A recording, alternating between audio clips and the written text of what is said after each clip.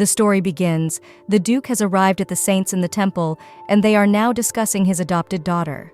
The elder of them stated that he will speak clearly and briefly on the matter here, so he wants the man to return the Saint Dina. The interlocutor in turn looked at him and stated that he did not know what the man was talking about. Suddenly, the priest stood up and shouted out whether Archduke Devon had taken her from the temple. Anyway, it turns out that this lowly woman is a saint, and her place is definitely there. This man is in great difficulty because of him. The Archduke in turn became very angry and asked if he was calling her a low woman. The interlocutor in turn said that he was not sure what he knew, but almost awakened saint is worth literally 1,000,000 Irene. And so it turns out that if the man gives them back Saint Dina, they will pretend that none of this ever happened. The Duke, all these words made him very angry, and he immediately got up and kicked the chair where the man was. From this, St. Patrick fell down and wondered with incomprehension what he was doing. He did not understand why the Grand Duke was doing this. Patrick, with incomprehension, continued to ask how he could even do such a thing in their temple. But the interlocutor in turn coldly told him that he was no longer going to tolerate all this. He then began to strike his sword and asked if he was still asking what he was doing. In consequence, he pointed his sword at his interlocutor and put it to his throat. He also said that he was simply saving his daughter. Patrick was stunned by what he saw, because he did not expect that everything would turn out this way. After that, Devon wondered how they dared to talk to him in such a tone. He also wondered if they had hoped that he would let them get away with it. The interlocutor tried to stop him and asked him to think again about the whole situation. After all, he was committing a crime against God himself. It turns out that this is literally a declaration of war on the entire temple of the Lord. The Duke sighed sadly and remarked that indeed he recognized that he was wrong. Patrick rejoiced and declared that, as he thought, he was indeed wise. But literally, at the very moment when he did not have time to finish this sentence, then the Duke swung his sword and cut off his hand. For a few seconds, Fall didn't realize what had happened, and then looking at his hand, he felt a huge pain. Because of this, it turns out that he started screaming really hard. Devon, on the other hand, noticed that he was wrong only because it was necessary to start their conversation with that. The subordinates immediately ran up to Mr. Patrick and began to give him medical attention. The Duke put his sword away and stated for them to listen to everything carefully. It turns out that they should develop the girl not Dean, but Esther. And also to all this, first of all, she is not a saint, but his daughter. And if only they talk about her in the same way again, he will start a real war. His words were very serious at this time, and a tense atmosphere began to reign in the room. Somewhere in the Archduke's estate at this very time was the protagonist. The maid ran to where she was and turned to Miss Esther. She remarked that it was getting colder after all and should return home. The heroine, for her part, was sitting and minding her own business. Next, she turned towards her interlocutor and noticed that she had picked up and was on her way. Until the very moment when the protagonist got to the Archduke's estate, she was in the temple. And then, on one of the days that she was there, then Saint Rafian arrived there. The people there immediately welcomed her. The guy who saw her off remarked that he couldn't even believe she was there. He also said that she didn't have to pray for the girl. Rafian, for her part, smiled sweetly and remarked that even though she had become a saint, she could not pray. It turns out that this child is very dear to her heart. The interlocutor thought this very sweet, and remarked that Mrs. Rafian was indeed so kind. After that, they together did make their way to the place where the protagonist was. The man who escorted them stated that she was even kind to this monster. The girl, for her part, was bound by some sort of power and suspended in a cell. The saint walked in on her and remarked that it had finally come to her. Further inquired as to how it was here alone. The guy who escorted them out with the saint was not allowed into the cell. He looked at the whole situation and thought that the saint was really kind. Rafian approached the girl and noticed that she has a lot of work to do these days. It also turns out that her voice is weakening very quickly. That was the reason she had come, as she really needed the girl's help. Then she looked at the flask that was on the table, and it was almost empty. As a consequence, she turned to Dina and noticed what a bad girl she was after all. But still, she didn't understand how it happened that this time there was less magic power than in the previous ones. She then moved even closer to the girl and wondered if she was trying to set her up. Perhaps it turns out that they should cut a little deeper after all. Suddenly, the subordinate turned to the lady saint and asked what he wanted. The fellow knelt before her and remarked that it was not worth it to defile his noble hand with her own. That is why he asked her to do it for him. She smiled at him and said that she would gladly accept Khaled's help. The heroine looked carefully at everything that was going on and thought, "Is the guy going to help her?" The saint also stated for him to gather this energy properly, for she needed a little more this time. The guy walked up to the heroine and swung his sword. The girl looked at the whole thing and thought it was a holy sword, enhanced and divine blessing. At the same time, the very holy power that was in her body began to be pulled out of her. The girl was in a lot of pain from this, and she thought that she couldn't take it all anymore. After a while, finally the guy gathered the very substance that was needed in the holy. Next, he made his way to the mistress and gave it to her. She took this flask in her hands and was very happy about it. After the woman scrutinized this liquid that was in the flask, then she began to drink it. Pouring the contents into her mouth, she enjoyed the process. Then, when she finished, she smiled sweetly and remarked to the girl that, as always, her holy power was magnificent.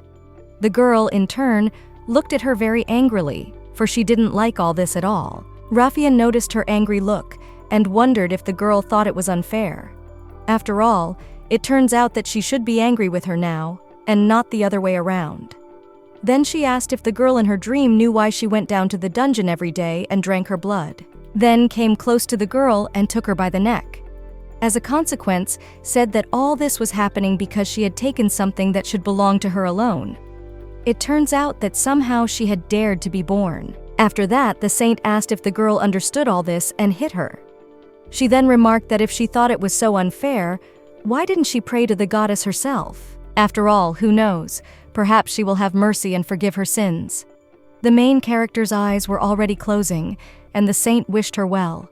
At last the girl thought that she would still come back after all. The place in which the protagonist was located is called the Austin Empire. In this place, the divine power of a saint and the influence of a monarch are roughly equivalent. It turns out that before the empire was blessed from God, it was completely chaotic. At that time, there was an era of disease and hardship. Monsters were literally killing people every day. The streets were completely strewn with corpses, and there seemed to be no more hope for a better future. Then, a few knights who were still alive tried to fight the monster that was approaching them. Some of them tried to drive it away, while others said that everything was over and nothing would help them. But suddenly, one of them declared to all the others to look at the light that was near them. And that's when the ruler of their mistress appeared. She illuminated everything with her light, and the people did not despair so much. The knights were immediately encouraged afterward and cried out that they should not despair. After all, it turns out that the ruler of light is now with them. In the midst of despair, Saint Espedo descended from heaven to all these people. As a consequence of all this, it so happened that the saint helped the people of the empire to drive away the darkness. All the people were very happy and wished the lady long life and thanked her. Her arrival marked the beginning of a century of prosperity. The revived empire entered a golden age, and the emperor ordered to erect a temple in honor of their savior. As a consequence, an era of light and joy began for all the inhabitants of the empire. All this was indeed true. Not all people rejoiced, but all this joy was for all people, except for one person. This person was the protagonist, who was sitting in a dungeon and was bound with the help of magical power. And one day, several women came to the place where the protagonist was. They were a little frightened and wondered if in all, someone was there. But suddenly, one of them said that it should be quieter to talk, believe. It's time for this girl to eat. The heroine opened her eyes and looked at the people who had come to see her. One of the women, when she saw her, wondered why she was chained. The neighbors stated that she should not shout like that, because it turns out Annie is new, so she is not yet aware of everything that is going on. She is not a human being, but a monster, and she has been locked up for a reason. Annie wanted to say something else, but was told to shut up. So it turns out that they are going to hold her so that the beast doesn't bite off her tongue, and she has to pour soup down her throat. Then, this woman looked at the girl and was shocked. because their views at this time converged. And the protagonist at the same time realized that she was new, and that's why she should try something. After that, she turned to Annie mentally and asked if she could hear her voice. If she did, then she should release her now. Strangely enough, she started to listen to her, and the heroine told her to get closer to her. Next, she began to slowly approach the bound girl, and her interlocutor asked her what she was doing. Annie, in turn, did not listen to anyone and immediately opened her mouth to the heroine. Dina rejoiced at what was happening, from stated to her savior that she was really a good girl. She also thanked her for everything she had done for her. The women who were nearby immediately caught on and told them to get away from her sooner. They further shouted that they should urgently call for the priestess as well. And after that, they noticed that the monster had bitten off its tongue, and she now appeared to be dead. It was a story of a lonely, pathetic death for a true saint. It also turns out that this was already the 14th death of the protagonist. After the protagonist died, then some time passed and she felt herself waking up again. After she opened her eyes, you could hear someone addressing her by name. The voice was very familiar to her, and she immediately looked at her interlocutor. Rafian was sitting there, wondering if Dina was all right. At that time, both girls were not yet adults, and the heroine, looking at her, thought whether indeed in front of her now sat Rafian. She also realized that this place they were at was a chrome classroom, but immediately she thought that it just couldn't be. The girl that was sitting next to her at this time was worried about her friend, and noticed that she was really kind of pale. She immediately tried to touch the girl, but she turned away. She hesitated a little, and then noticed that she just felt a little bad. Still, she forced herself to thank Rafian for taking care of her. After her own words, the heroine thought she was very bitter to say it all. Rafian, in turn, sold for saying that they were friends after all, and friends should take care of each other. Further, she smiled sweetly, and wondered if what she was saying was correct. Then the heroine thought that at that moment, she still believed it was her unobtrusive, sweet smile. But some time passed after that, and everything changed. At that moment, the heroine was lying on the ground and begging Rafian to let her go. It still turns out that they are friends, and she doesn't understand why she is doing this to her. Her companion smiled because of this, and wondered if she thought they were friends, because it was really funny. Further asked that the girl listen to her carefully now. After all, it comes out that she didn't even think she was her own friend for a second. Then called her a naive orphan, not noticing how she didn't realize they were from different worlds.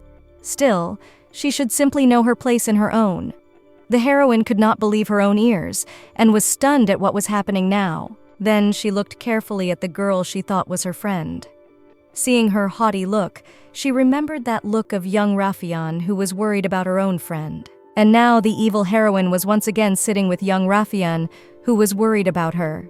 While doing so, telling the girl that perhaps she should ask the priestess to let her go and take a little break. The girl agreed and remarked that she would do so, and then got up to run away from there. In consequence of this, she ran through the room in which they were. There, she heard other people talking and discussing about her. Some of the children in the sample did not understand why Rafian was talking to this girl. She is so dirty, and if you look at her hands and feet, you can see why. There's literally a gulf between them, but Rafian just likes her, that's all. Still, whatever it is, she's not going to be the next saint. The girl was spotted by one of the women and asked Dina why she was here. She wondered what the girl had happened this time. The heroine noticed that she simply had a headache and needed medicine. The interlocutor noticed that she had told her that she was untalented. And all this is because she needs to be twice as hard as the other kids. She, in turn, does nothing but complain about everything. One of the children in the room remarked that this orphan is not good at anything, so there is no point in even trying. The woman remarked to that person not to say such words. The heroine apologized for that, but the woman still gave her the medicine. Next, the girl went to some other room and closed the door behind her. After that, she immediately fell to the ground from helplessness and thought that she was reborn again.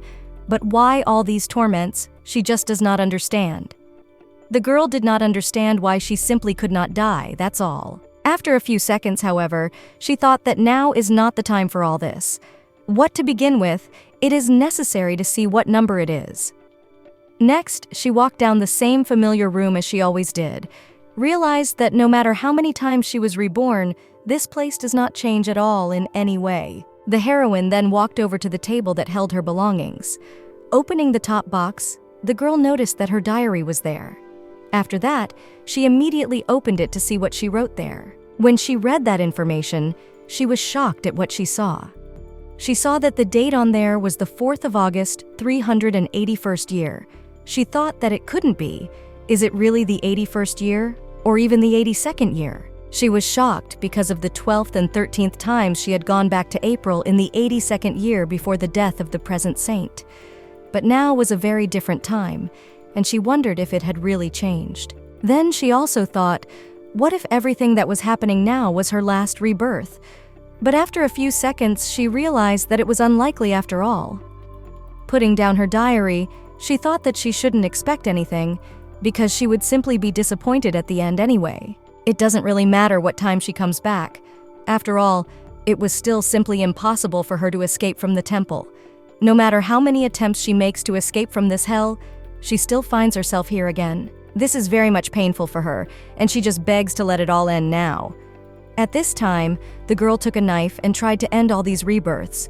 But when she made the cut, once again nothing happened. The girl looked carefully at her deep cut, which with her own hands had left us with her hand. But it literally healed instantly because of her holy power that flowed through her veins. She realized that it would not be easy for her to end it all, because the holy power would literally heal all her wounds in the blink of an eye. She sat down and thought that she could only cripple herself if she lost some of her strength. She's under strict surveillance at the temple, so she can't do anything like that. The only way she can do it is if someone kills her. There's only one way she can end her life, and it is the very moment when she is restrained and weakened from constant torture. The protagonist sat in her room for a while, wondering how long she would ever have to live this nightmarish life over and over again. After a while, she got up and started to leave her own room. Next, the girl came to the place where the sacred statue of the Overlord stood. The heroine stood and scrutinized it. While doing so, she thought that she used to really love this place. Now she remembered those moments when she used to run through the streets of this little town and ask for alms to give to poor orphans. All this she had done only because she simply had nothing to eat. But one such day, she was stopped by a holy father who turned to the girl. Then the heroine stopped and looked at him carefully, not understanding what is happening now. The man smiled sweetly at her and remarked that she did indeed have holy power. The priest the girl had met by chance was not particularly kind to her, but she went along with him. At least she didn't have to starve anymore, as she was constantly given food at the temple. Also, one of the women took her to her room and noticed that it was her room.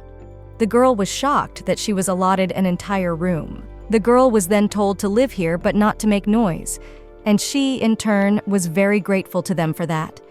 And all this, because for the first time she learned what warmth and coziness is. But literally after a while, all this she lost. And now the heroine stood near the statue of the saint and wondered why she gave her this power. And also it was unclear to her why she was sent to Earth. The girl is simply tired of being some kind of bargaining chip. She asks, soon even begs to take her with her. All this is because she can no longer tolerate any of this and no longer wants to live. Thinking about all this the heroine for some reason remembered about the holiday that is to be held in the temple. As a consequence, she realized that she had an idea after all, and she knows how she should die. Then the girl went to the temple, and after a while the feast was to begin. Everyone in the temple fussed a lot, and did not know where to put what things and what should be done. It turns out that the heroine also fussed and helped in everything. Now she was walking with a basket of apples, and thought that the temple festival was once a year. So it turns out, standing there, the heads of the 4 greatest families in the empire must attend. It turns out that the Archduke, whose name is Devon, is to appear. This is a man who has not lost a single war, and in the past, his troops did not leave behind even the classic grass. He was simply a deranged assassin who was completely obsessed with war. The girl realized that if she attacked him during the holiday, she would definitely die, and that was the plan. The heroine was thinking about all this and did not notice the person in front of her, and because of this, collided with her.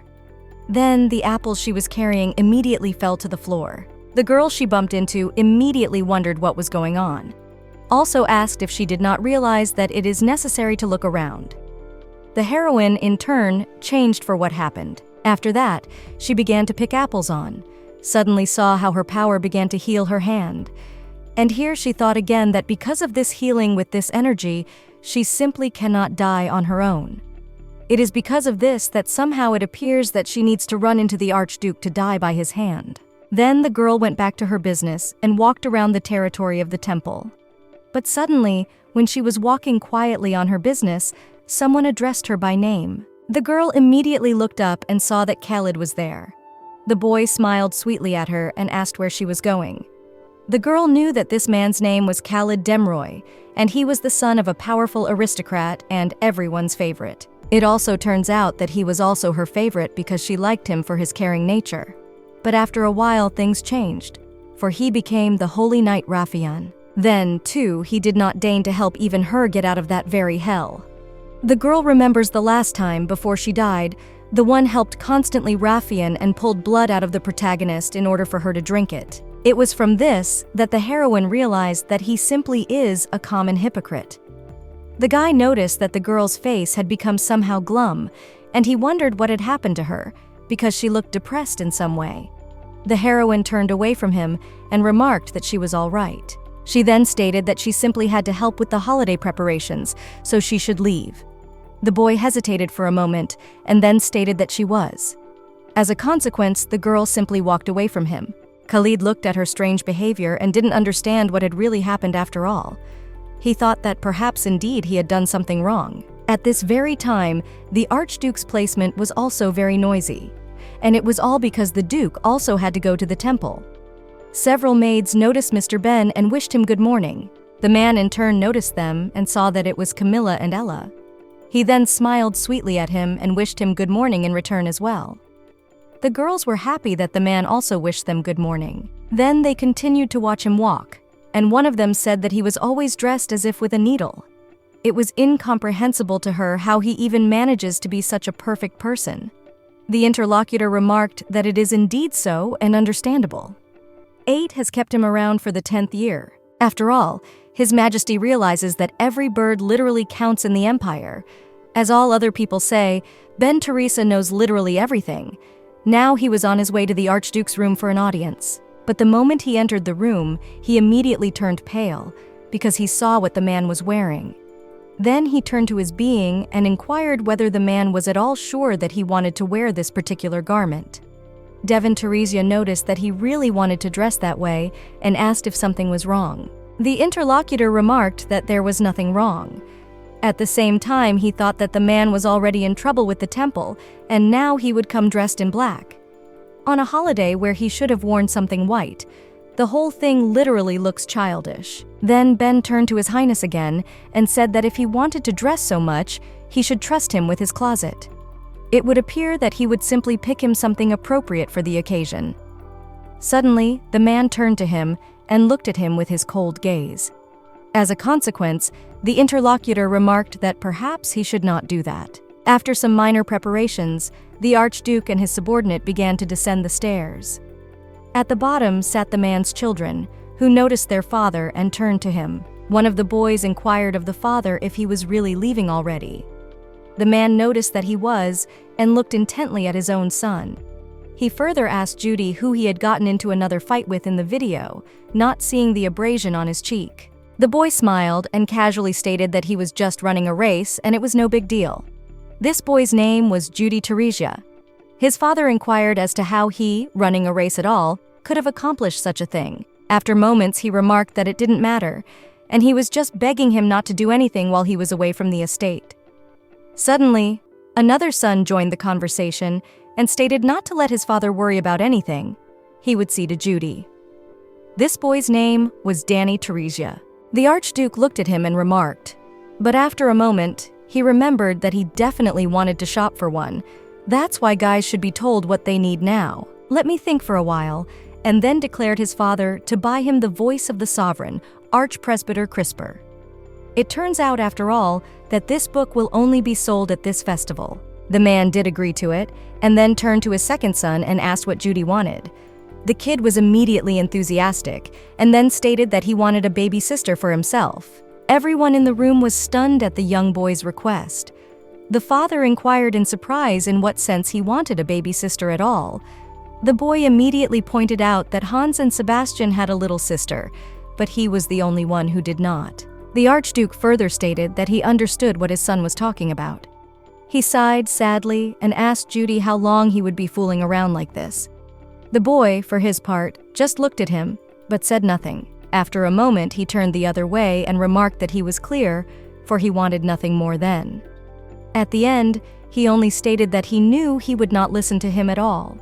And all of this only works out because Daddy only loves Dany after all. The man, hearing this immediately, walked over to his son and took him by the shoulders. At the same time, he remarked to him that he knew that was not true at all. After all, if he wants a girlfriend, he'll find a maid his own age. But it turns out he won't have a sister anyway. The boy looked at his father in surprise and wondered why that was so. The father was a little confused, and then said that all this because he does not have a mom. The boy continued to inquire, but why is that so?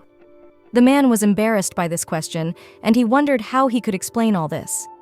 Next, he did ask Dany if he even understood why a baby sister was out of the question right now. The boy hesitated, and then stated that it wasn't that it couldn't be done. The father, in turn, stood up and inquired as to what he was even saying. The boy, in turn, smiled, and then said that it was possible to adopt someone, and then they would have a little sister. The man was simply shocked at what his son offered him. Sometime later, after all this conversation, the Archduke's carriage left the estate where they were.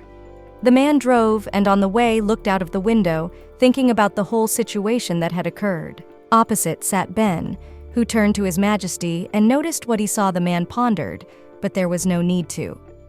It turns out, after all, that Judy is always making up strange things.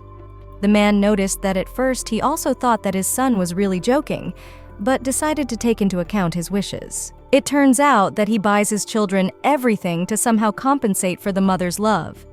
But still, it turns out that it seems that his generosity has negative consequences. After all, most likely, it turns out that the children are tired of material goods, and they lack sincere love and attention at the same time.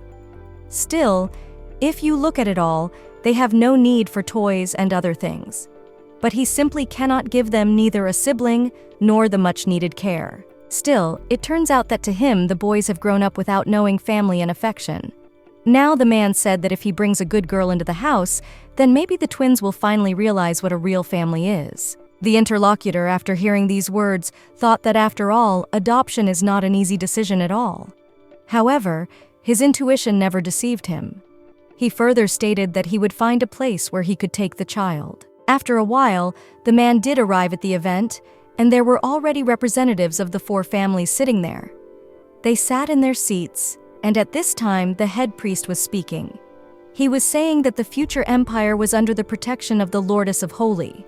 Then this speech of his went on for some time, and the Archduke did not want to listen to all this at all. He sat very thoughtful and pondered over the whole situation that had happened recently, literally at the same time, and the main game was not in this hall and was looking at the place where the Archduke was sitting. At that, she thought that it was quite unexpected, because she didn't think that getting close to him would be so easy. True, she still wasn't sure if she would be allowed to get close enough to him to make an assassination attempt. Suddenly, the girl heard someone call out to her by name and immediately turned around to go there. Several girls were there, and one of them announced that she should bring some more chairs from the warehouse. It turns out that the priestess had said there weren't enough seats and she was a bit busy. The girl wondered if she really had to do that. Her companion looked at her face and wondered what the expression was on her face right now. At that, she remarked that whatever she said, she was going to contradict her now. The heroine, in turn, thought that in the past she would have obeyed without a word and went to fulfill it. But that wasn't the case now, and she stated to the girl that because the priestess candidate Sierra had ordered her to do it. The interlocutor was stunned at such words. The girl and wondered what she had just said. At the same time, called her an impudent orphan and noticed where the girl is. For it turns out that she comes from a noble family. That is why the girl is shorter than her from birth. Most likely she came out of some slums, and she does not understand how she can argue with her when she has no parents at all. The girl, in turn, was very sad at her words, and she thought that she also wanted to have a family and not to be a pathetic orphan. Next, the heroine raised her head to look the side of the place where the Archduke was. But suddenly, when she looked there, you saw that place was empty. It was because of this that she was surprised and thought whether indeed he had gone. The heroine, in a panic, began to look at the whole place, which were in this case trying to find a man. The girl did not understand where he could have gone and whether she missed her chance to attack him.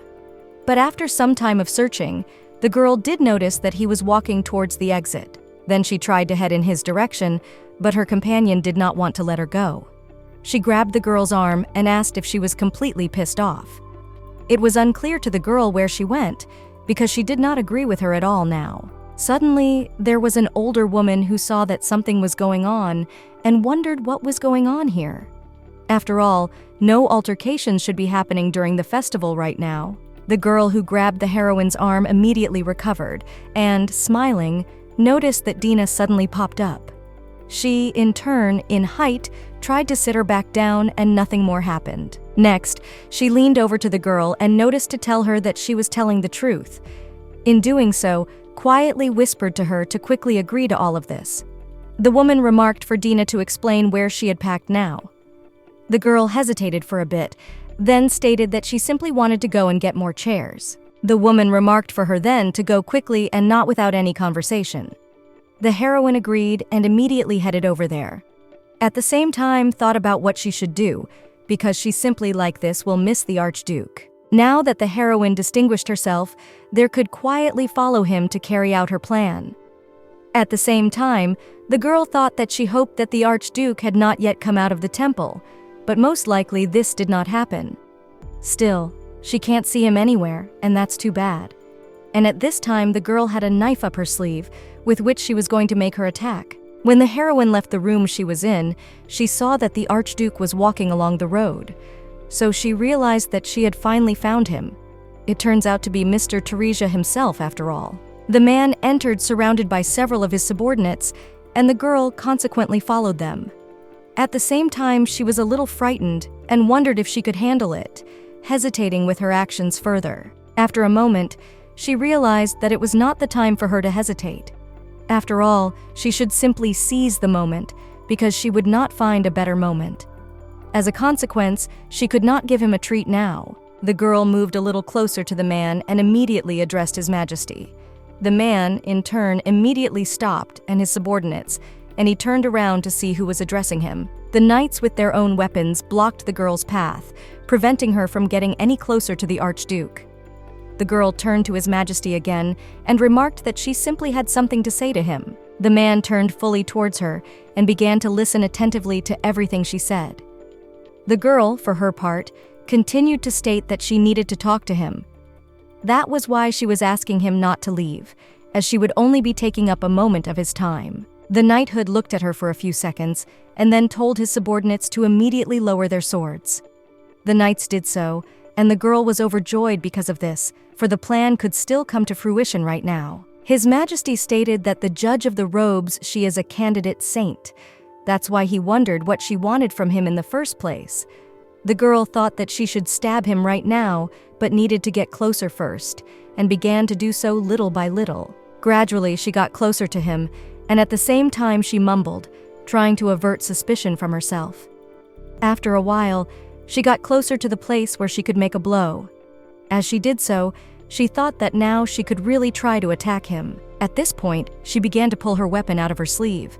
Grabbing it with both hands, she immediately ran towards the Archduke, attempting to strike him. The man was a bit shocked at what he saw in front of him now. However, he easily repelled the girl's blow and grabbed her by both hands.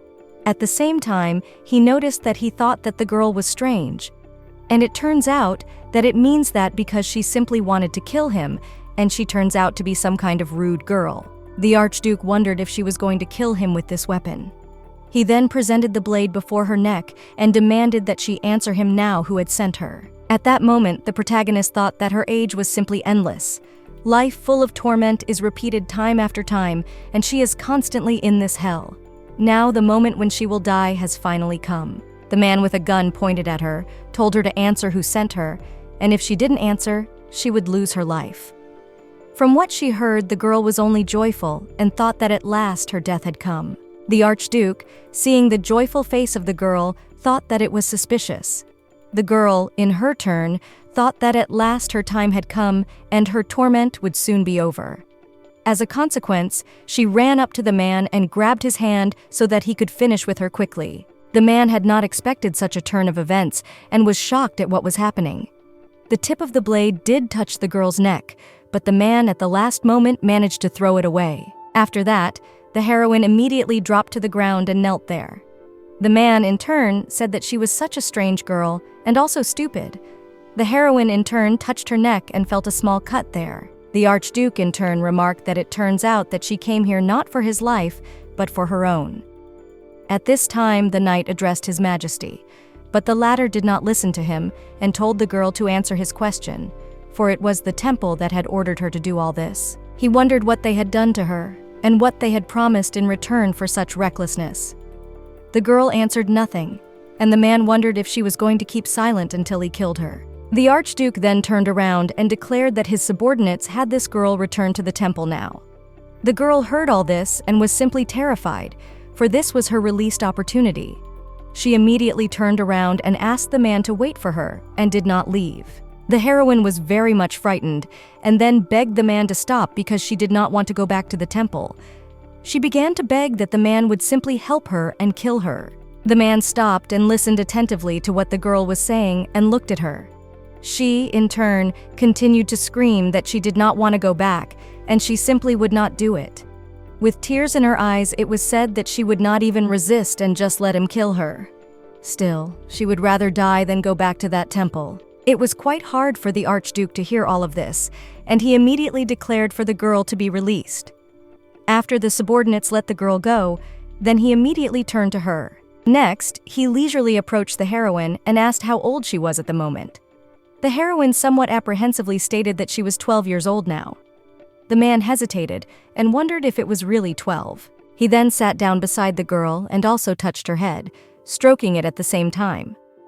The heroine did not expect such a thing from him and was a little shocked and did not understand what was going on. He then stated that the girl had told him everything, that she did not want to return to the temple, and in that case he had an interesting offer for her. Then he asked if perhaps she wanted to become his daughter. The girl wondered with surprise if it was really his daughter. After a while, the heroine had her neck rewound. Next to her was the Archduke, and she wondered from her if he really wanted to shelter her. Also there, not far away, was Ben, who was wondering from His Highness if it was possible to make such decisions so easily. His Highness remarked to the girl that he was really telling the truth, because he was looking for a girl to adopt.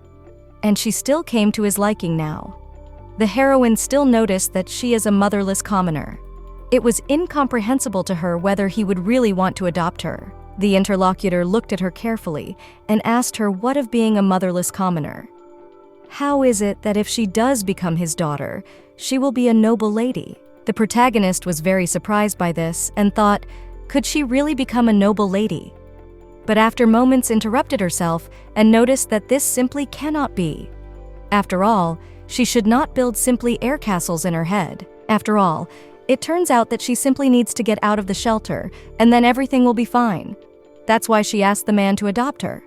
He looked at her carefully and thought that this little girl is really interesting. After all, it turns out that she does not even know how to use a knife, but she already wants to live.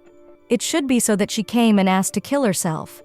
And that's all a 12-year-old girl asked for when she had such a sincere look. The man further stated that he almost forgot to ask and wondered what her name was. The girl wondered if he wanted to know her name really. Still, it turns out that no one had ever been so interested in her name before. Quietly, she stated that her name was Dina.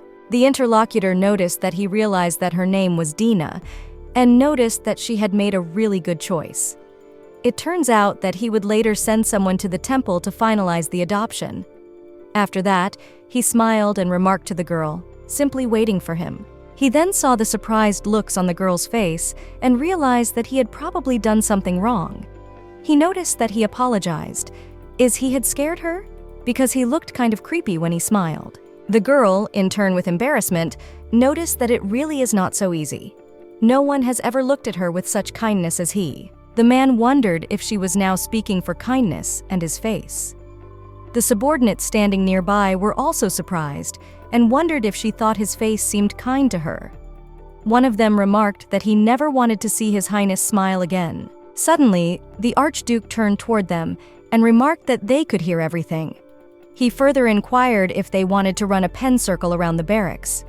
The girl, in turn, asked when she would be able to leave the temple. The interlocutor told her that as soon as the adoption process was completed, she would be informed immediately, and then she could go to her new home. The girl immediately thought that this would probably take about 5 days. As a consequence of all this, it turns out that in 5 days, she will have already left the temple and will finally get the desired freedom. And only then she will no longer be burdened by anything and can simply die. Sometime later, the Archduke was sitting in the office with the representatives of the temple, and they were discussing the whole situation. The man asked him if he wanted to take the candidate away from the saints. The Archduke remarked that this was indeed the case. The interlocutor, in turn, told him that candidates for sainthood are a valuable resource of the temple, so it is absolutely impossible. However, their decision could be changed depending on which candidate he wanted to adopt. Devon simply listened attentively to what his interlocutor was saying now. The one went on to say that they could probably give him a girl of some low rank. He asked if he had even noticed anyone at all. The man remarked that he had indeed spotted a girl named Dina. The boys, in their turn, discussed who Dina was, because it was the first time they had heard this name.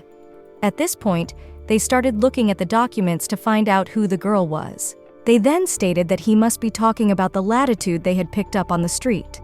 Also inquired if indeed the Archduke was sure that this was the child he wanted to pick up. Still, the holy energy coming out of standing is practically zero, and you could say it's not there at all. Also, one of the guys said that if he wanted, he could present him a more suitable candidate. Devon, in turn, stood up and said, "Do they dare to doubt the correctness of his choice? For such a thing, he could simply deprive them of their tongues." The interlocutors, in turn, were very much frightened at the sight of him, and the Archduke went on to say that if he had to repeat it twice for them, it would be very bad. It was then that Ben entered into the conversation and stated that they were simply taking this girl away. He then pulled an envelope out of his clothes and remarked that even though there wasn't much here at all, he was asking to accept donations for their temple. The guys were shocked to see a 1,000,000 errand bill in his hand. It turns out that after a while, their discussion finally came to an end after all. The Archduke, together with his subordinate, were about to leave, and the latter said that in that case he counts on the guys that he had arranged with him, and he hopes that you will help them to deal with the situation. The interlocutors were then very happy and remarked that, of course, certainly with great joy they would do all this. They also expressed great gratitude to His Highness, and stated that they would spend the donated money for a good cause, for he had helped the temple a great deal. Devon at this time, along with his subordinate, were leisurely leaving the temple. Ben exhaled lightly and thought it would be much harder than it turned out to be. The men he had negotiated with began to mellow, discussing the whole thing. One of them stated to an associate that they weren't going to give it all to the temple after all. The interlocutor remarked that if he is crazy, of course they will not do that about the money, because only he does not know. It turns out that they should simply divide half of the sum. So it turns out that to give such money for a third-rate candidate who has no chance to become a saint money in the wind, and only the protagonist, for her part, was in her room and untied the bandage that had been placed on her neck wound. There she saw that the wound she had had was completely healed. Looking out the window, the girl wondered if she could already go outside or not. It turns out that before, because of the divine energy, she was not allowed to leave the temple, and so strange, suddenly she can just take and leave. But still, it turns out the main there is simply nothing waiting, because often the representatives of the signs are quite frivolous.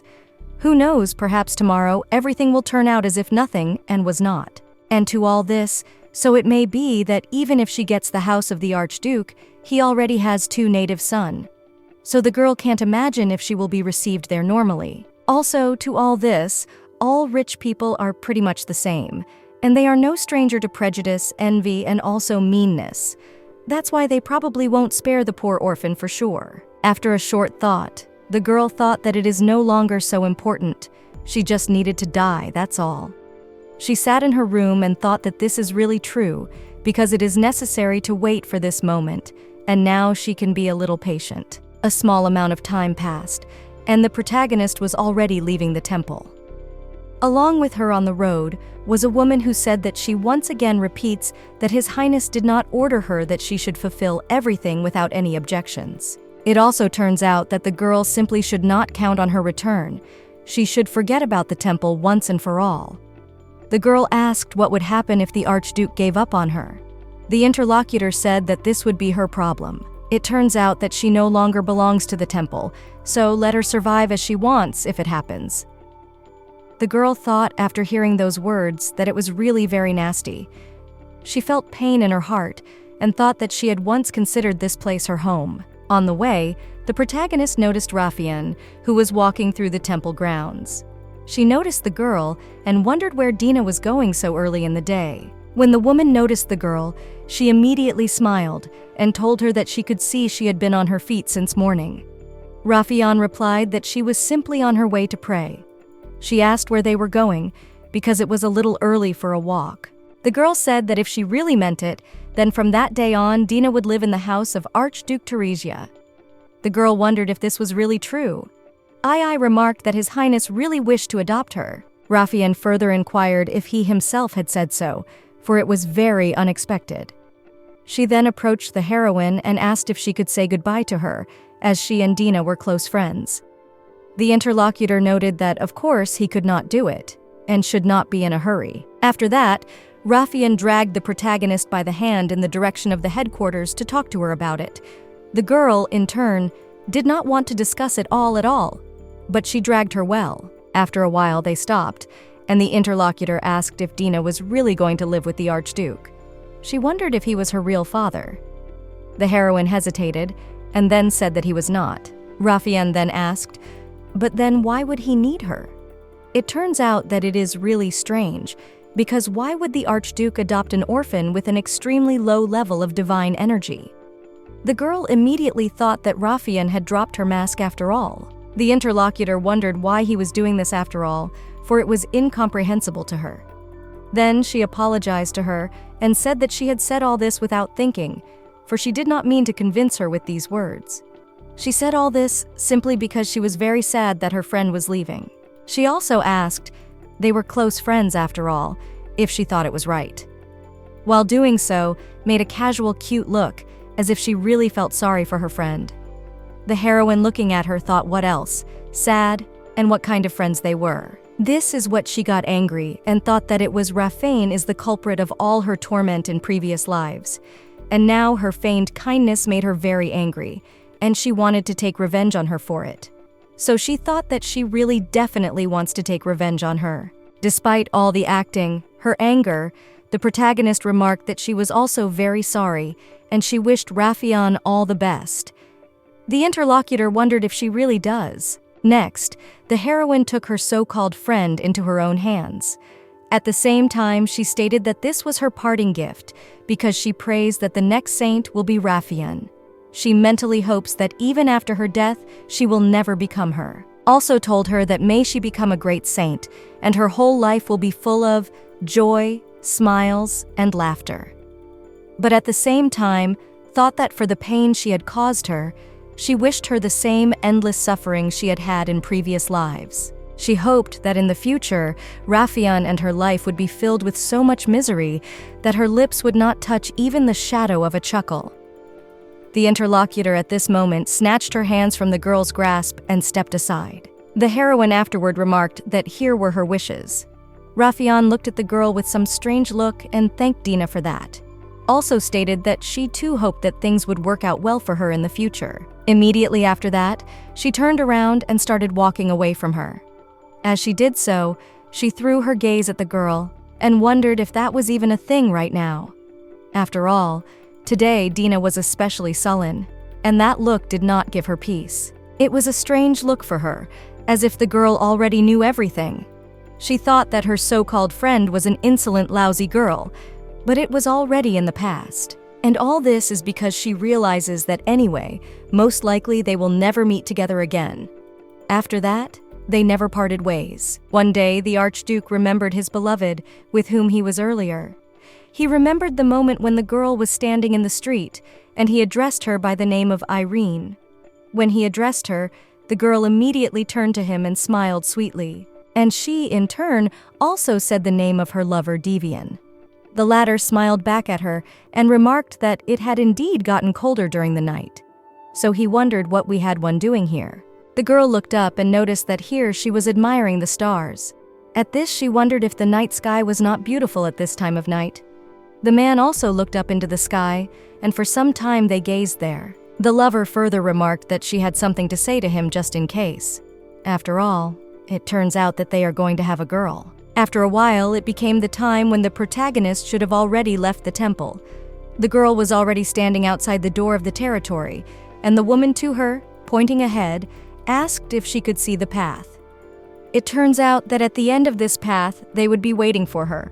At last, the woman only remarked that she should now step. She then immediately closed the door behind her and left the girl alone on that path. The heroine looked at the door for a while, and then turned toward the path and looked ahead. For ahead and illuminated bright sunshine, as if to signify freedom and joyful life.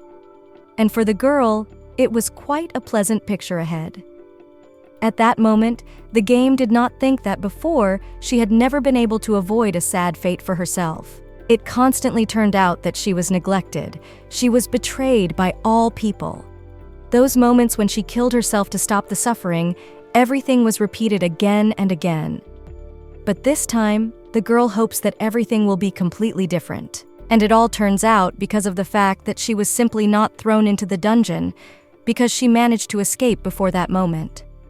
And she kept repeating to herself in her head that she was glad, because of the fact that she was not thrown into the dungeon after all. When the heroine passed some of these stations, she saw that there was a carriage standing there. Next to it stood Ben, who noticed that there was a girl there and immediately turned to her. He noticed that they were indeed waiting for my lady here. The heroine thought that it was indeed a luxurious carriage, now standing in front of her. The guy noticed that he would not be returning as His Majesty's personal assistant, and he was honored to serve my lady as well. For the heroine, his smile was very sweet, and the girl greeted him too, saying that she too was very happy to see them. Immediately after that, they literally ducked towards each other at the same time. Ben remarked to the girl that she shouldn't bow to him at all. The heroine hesitated and remarked that it was just somehow uncomfortable for her interlocutors and noticed that my lady is now a member of the Theresian family after all. So it turns out that in the entire empire there is only one Archduke, and he is her father. The girl, in turn, is his only daughter. Because of all this, it turns out that her behavior also reflects her family status. The girl wondered if her behavior really does affect the family.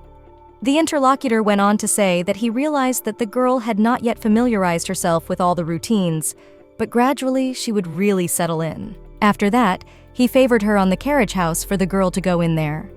The heroine realized that she was now part of the Archduke's family. When the girl entered the room, her future father was indeed sitting there. She immediately thanked the man for the fact that he personally came to pick her up. He in turn looked at the girl carefully and noticed that he always keeps his promise after all. The heroine looked at him the answer and thought that it did not seem to be a boast. After that, she realized that it would be better that way than a smile on her face and a knife in her back. And in that moment, she remembered her so-called friend who had set her up all this time in all her previous lives. The Duke looked to see that the girl was sitting very far away from him and immediately thought about it. He realized that the heroine sat even farther away and thought she might be uncomfortable right now. He wondered if it was from a bad first impression, but he really couldn't do it any other way. Looking at the girl's bag, the man wondered if it was all her stuff. The girl, in turn, remarked that it was, because she simply had nothing else. He said that then they should buy her a lot of stuff. The girl hesitated, and then began to say that there was no need to whine, everything was really fine. At the same time, she thought that there was no point in these things, and they should not be bought, because she was going to die anyway. The Archduke thought that he was just really embarrassed right now. It would be so much easier if she just asked for what she wanted, like Judy. But still, he simply doesn't know what she needs. In an instant, the man wondered if he wanted to give her a name, and in that equation, he remembered his sweetheart saying that they were having a girl after all. That's why she then wanted to give her a name that would be as bright as those stars in the sky. Then she smiled sweetly and remarked that she wanted the name to encapsulate all her love for her own daughter, and after that, she called the name Esther. Next, the man called this name of the girl, and he looked at us in surprise.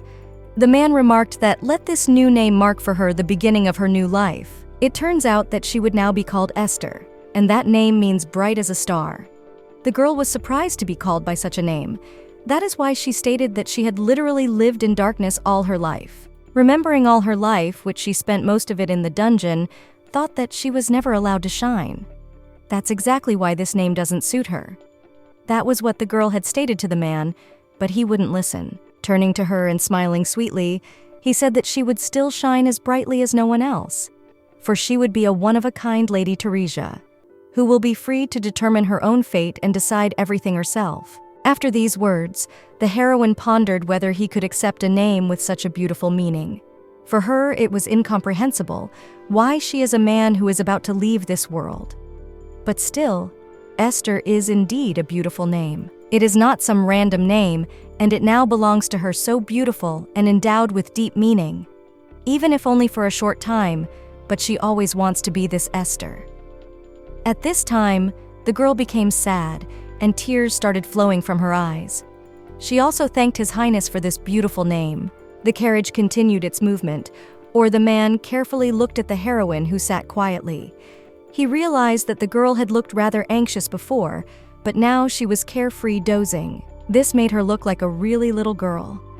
Thinking back to that expression on the girl's face when she was trying to kill herself, it was unbearable for him to see the despair in her eyes somewhere other than the battlefield. It was completely incomprehensible to him what this little girl had gone through if she had such a thing. Looking closely at the girl, he realized that her clothes were quite tattered. Come to think of it, her clothes were very dirty. He had somehow not paid attention to it before, and now he saw it, he was very angry. At the same time, he thought that these temple priests were scoundrels because they had allowed this to happen to this girl. Suddenly, he turned to his subordinate Ben, and the latter inquired about His Highness. The man told him to turn the carriage around, for they had to go to the dress store now. The subaltern inquired what he was saying and whether he was really sure that they should do so now. But the Archduke could not be persuaded, and he immediately said that they were going to Odar Street. The subordinates could no longer change his mind, and it turns out that they went there. After the girl fell asleep, she found herself in some beautiful place and was sitting on a bench with the boy. He stated that it turns out that means she had a family, and he wondered what kind of person this Archduke was. The girl was sad and remarked that she herself really did not know it yet. Still, he seemed to be different from those she had met before. It turns out that he is not hypocritical at all, and he also fulfills his promise. The boy noticed that this is really good because he was already worried about her, but now he will be calm. The girl looked at her interlocutor carefully and wondered if he was really worried about her. He remarked that of course he was, for he was always watching her and wherever she was. Then the girl looked at him carefully and wondered but who he was in general. At that very instant her sleep was interrupted, for the girl began to hear herself being addressed by name. When she woke up a little, she heard the Duke calling her and asking her to wake up. The girl came to her senses a little, and then apologized for being a little sleepy. The man and remarked that it was no big deal, because they had important business to attend to now, so they should go. They should sit one rather important place. Here the girl looked at her interlocutor with surprise, and the man went on to say that she was here, and it is quite famous in these parts. This place is Lily Odar Street, and it is called Christina's Boutique. The girl looked carefully at the luxurious building of her, and the man remarked that she just needed to diversify her closet. After these words, the girl was simply shocked. Together, they did not go inside the building, and there was a woman waiting for them, who greeted His Highness and stated that they should rather pass to them. She also inquired as to why he had not warned her of his visit, since you had prepared something for him. The man remarked that he was indeed at fault and apologized for arriving at their door so suddenly. However, this young lady with whom he had arrived urgently needed clothes. The female interlocutor inquired, but who was this young lady? Then the woman looked ahead, and from behind the Archduke she noticed a little girl. The heroine at that moment thought that she was very much embarrassed. She was worried that suddenly this woman will say that she is too dirty and refuse to dress her. But the woman in turn immediately approached the girl and remarked that they should pick up some new dresses for this young lady. She also crouched down beside the girl to be on par with her. Sweetly, smiling at her, she asked the young lady what her name was. The girl remarked that her name was Dina, but the other man interrupted and remarked that her name was Esther. The interlocutor further stated for Esther to come with her, and here they are taking them dresses. The Archduke remarked that then he would not come up outside, and they should not hurry and pick up something pretty. When all the others had left the room, the woman went inside with the girl. She then sat her down on a couch and asked her to sit there while the woman brought her some dress models. Then she approached the girl again and said that she could look through these catalogs, which she threw to her.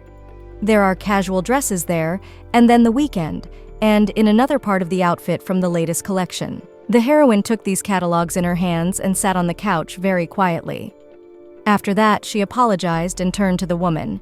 At the same time, asked her about the fact that she was sitting on such an expensive sofa. It was quite surprising for the interlocutor to hear such a question, and she smiled and remarked that everything was really all right. The girl realized that it probably was. The reason, after all, was not already in the temple. Thinking back to those days when she was there, they were punished for even daring to sit down on a chair. That's why she thanked her interlocutor now for allowing her to do so. And it turns out that things are very different here now. The woman, choosing a dress, looked at the girl out of the corner of her eye. At the same time, thought that she was very curious.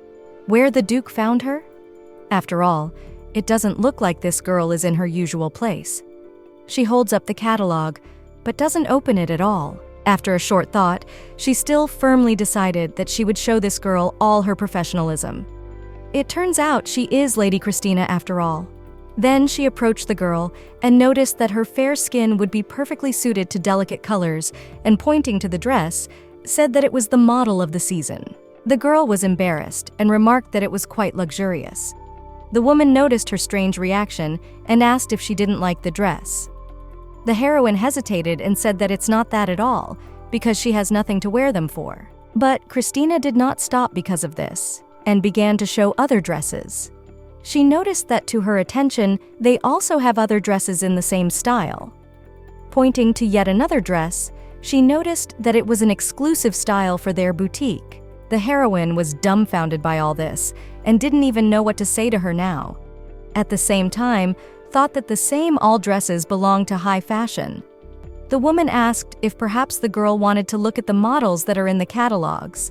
Let her choose any dress she liked. The girl opened the catalogs and saw some dresses, noticed that she didn't like them. Christina noticed that she realized what she did like. At the same time, thought that all the styles that the girl showed her are very aesthetic and discreet, and it seems that she really understood her style. Therefore, the interlocutor said that she knew what the girl might like.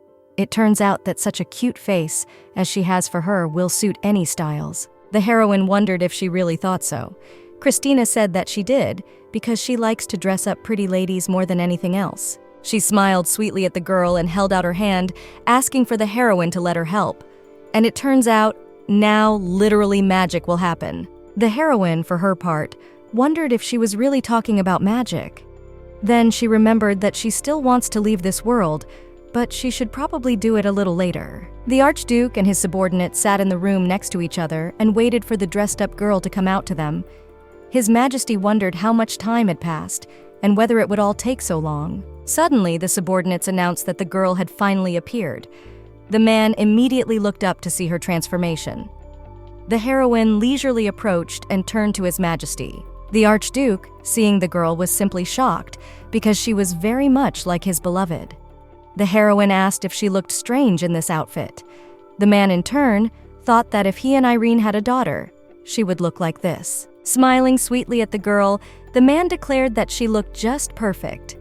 Hearing this, the girl was very embarrassed, and then remarked that it was only from one fitting, but she was over the moon with happiness. The man noticed that this dress really suits her very well, and he was very interested in how she would look in others, and so he inquired if they had picked up anything else. Christina stated that there was still so much to try on in Lady, and everything suits her. The girl remarked that it didn't, as she didn't need more, and only that would do. The man, in turn, stated that she did not worry, and the money will definitely be enough, and let her try on a few more, and he will wait. The heroine, in turn, stated that she still really did not need that much dress.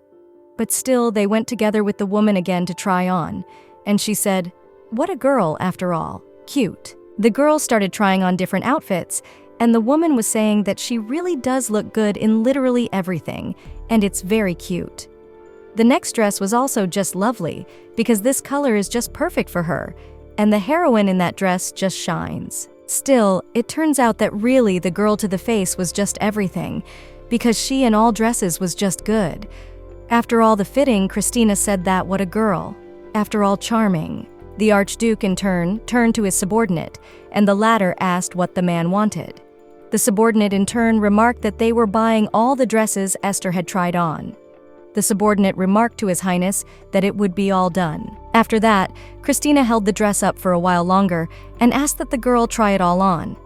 There was no way she wanted to let the girl go, and gave her a few more options to try on last. Hours of trying on, after he did not, all the same, chose the 7 most beautiful suitable dresses.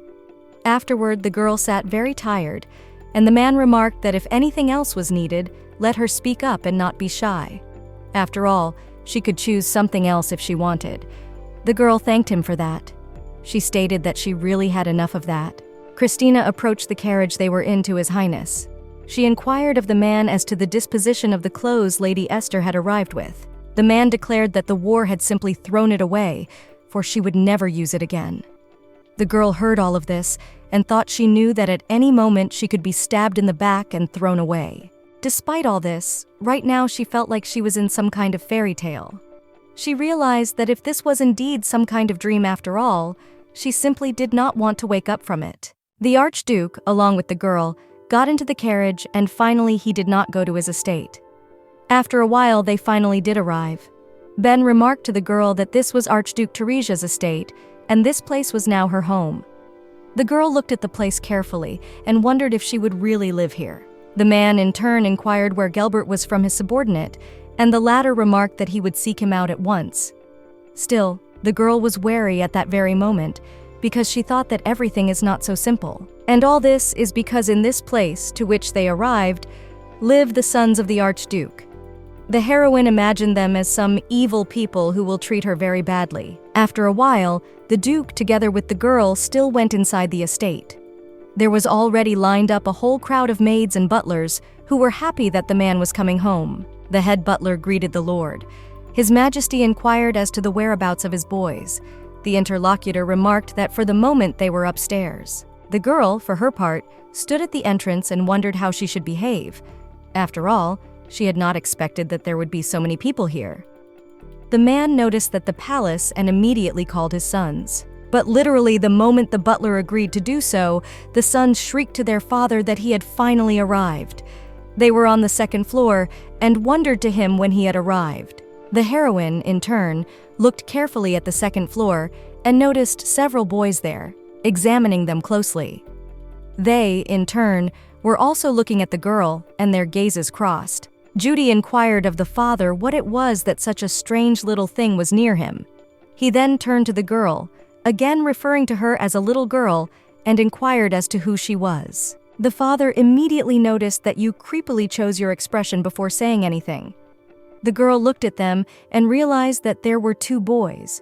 The son asked the Duke, but what should he call this girl after all, if he doesn't even know her name?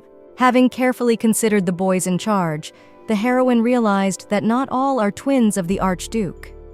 Together with the girl, another boy also crossed glances. The father, in turn, turned to his sons and noticed that they came down and also introduced themselves properly. Still, they should greet their sister properly now. Judy wondered with surprise if he had really just stated that she was their sister. The heroine was embarrassed by this and thought that to them of yours she was nothing more than a stranger, and certainly that they were not welcome. The boy immediately came down to her very quickly and inquired about her. It only turns out that she is much younger than him. If that was so, that was just fine. The girl was surprised that the boy ran up to her so quickly. Next, Judy turned to her father and wondered when he had time to get them a sibling. After all, it really was very fast in his opinion. Dany took his brother by the cheek and remarked to the fool not to talk nonsense. He wondered if he hadn't thought of that, since she was a half-sister to them. The Archduke in turn remarked that Dany was indeed right. She would be living with them. Judy interrupted him, from noticing that he then realized how it all happened. He ran the girl again and inquired about her name and asked where she was from. The girl was a little confused and remarked that her name was Esther, and she came from the temple. The boy was surprised and remarked that then it would appear that her father had picked her up there. The father immediately turned to Judy very sternly. He said that if he continued to behave like that, he would immediately call a tutor. At the same time, he was quite angry and the boy was frightened by it. He noticed that he should not do that, because he really understood everything. Waving to the girl, he noticed that he would not talk later, because he had to go. The Archduke, in turn, declared to his son to stand still. The content boy inquired what he wanted. The man stated that, as had been said before that Esther was now his sister, and he must show the girl the whole house. Judy was very surprised and wondered why he should do that. After all, his friends were waiting for him. Then he turned to his brother and said that it was better to let Dany show him everything, for he was always at home anyway. But when he turned back to his brother, he was surprised that he was not there and wondered where he had gone. His father turned to him at that moment and asked if he was really going to refuse to fulfill his request right now. At that, he had a rather angry look on his face to refuse the offer. The boy looked at him and realized that it was not at all appropriate to refuse right now. It so happened the point after this conversation he made the girl, and they went to consider the house. Conducting the boy's excursions said that on the second floor was the dwelling, Papa. On the third and fourth floor, however, are the guest quarters. Further walking around the estate, he noticed that his and Dany's rooms were also on the fourth floor. The girl, in turn, can choose to go to her bedroom on the third, and the protagonist, scrutinizing the building, thought it was so spacious and bright at that. Judy reflected that he was going to go and punch Sebastian in the nose, but for some reason his daddy had assigned him such a chore, completely incomprehensible. Looking at the girl, he realized his name was Esther, but for some reason she reminded him very much of his own mother. After a while, the girl stopped and looked carefully in the other direction. The boy would notice that she was distracted and stopped while looking at something.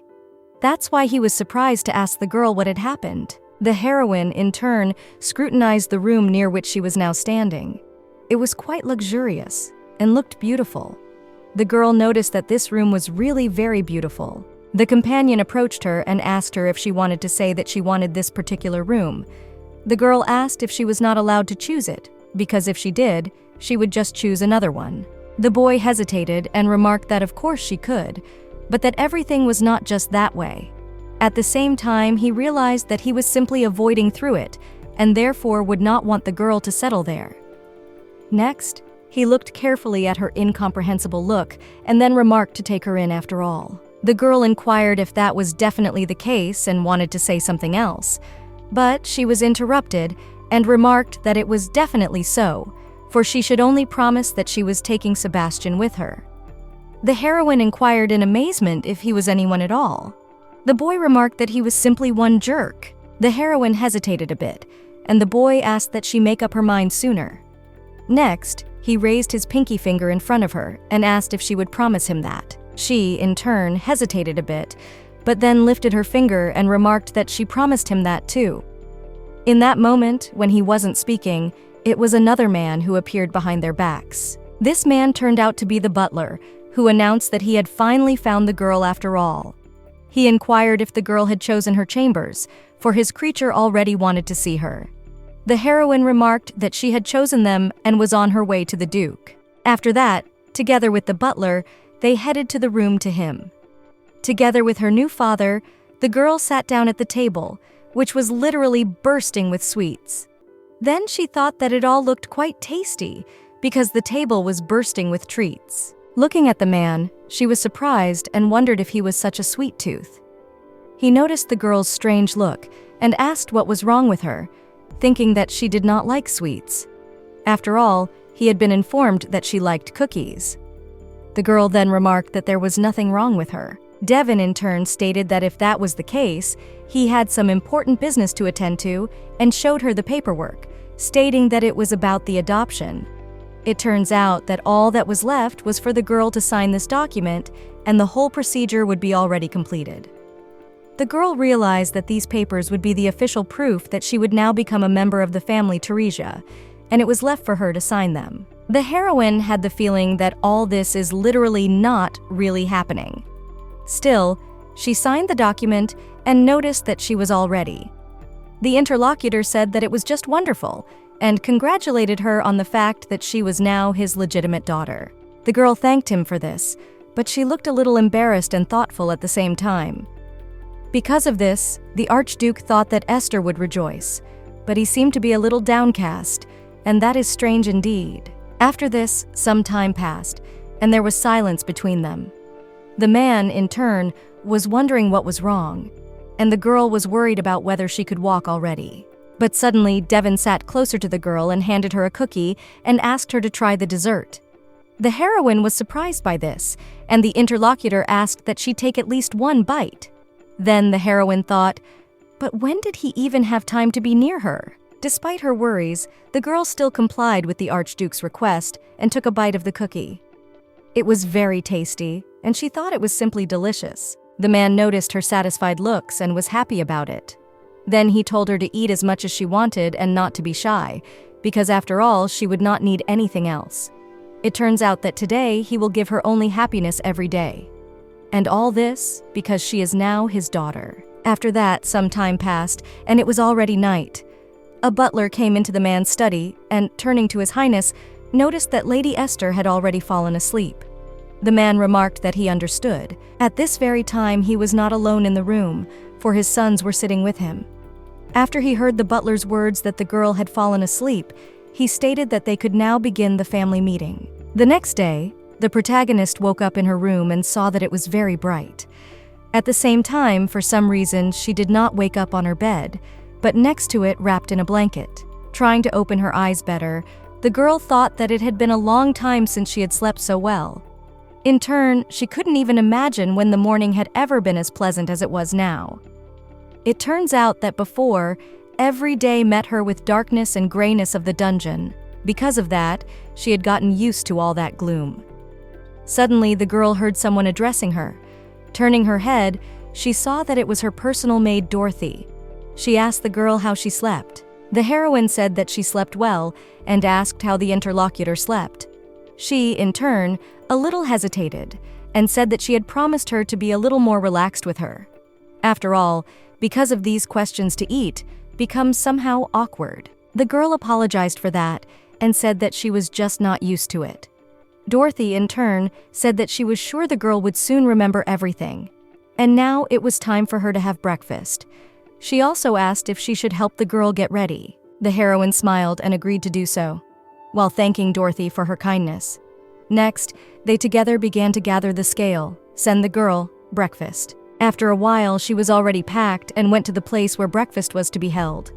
She saw that the table was still being set, but when she saw it, she realized that there was no room for her. That made her feel sad, and she wondered what she was expecting in the first place. She wasn't here to play family with the Archduke after all. Water. It was about time she was approached by a boy and asked why she was standing in the aisle, because she should sit down at the table. The girl turned in his direction and saw that young Mr. Dany was there. After that, together, they exchanged glances and looked into each other's eyes. Next, the heroine went with him, and the guy said that she had not yet been allocated a place, so they had not yet covered it. So she simply should not stand there, but should go inside. Then he walked on and kept grumbling about Judy sleeping late again. The girl sat down in the vacant seat and thought it was all clear to her now why she had not been set. When they sat down at the table, it was an awkward silence and some kind of strange atmosphere. Dany decided to make the first move and asked if he understood correctly that her name was Esther. The girl remarked that it was indeed so. Next, the lad turned to the butler Gilbert and asked if he could pour water for Esther. The man immediately approached the girl to do so. Dany continued talking and remarked that it was good to drink a glass of water in the morning because it improved the stomach. It turns out that he, in turn, always starts the day with a glass of water. The girl was surprised and asked if it was true because she had never known it before. The interlocutor said that she should also have a couple of useful habits for herself. In this, many heroine looked at the reflection of herself in a glass of water and thought that it does not seem that he likes her. It was because of this that she simply did not expect him to speak to her. The boy looked at her intently and remembered his father's word that Esther was a little sister to them from this day forward. At the family gathering, the father had said that the girl's past was of no importance, and the only important thing is that they are now one family. He went on to say that no teasing, much less bullying, should be done to the girl.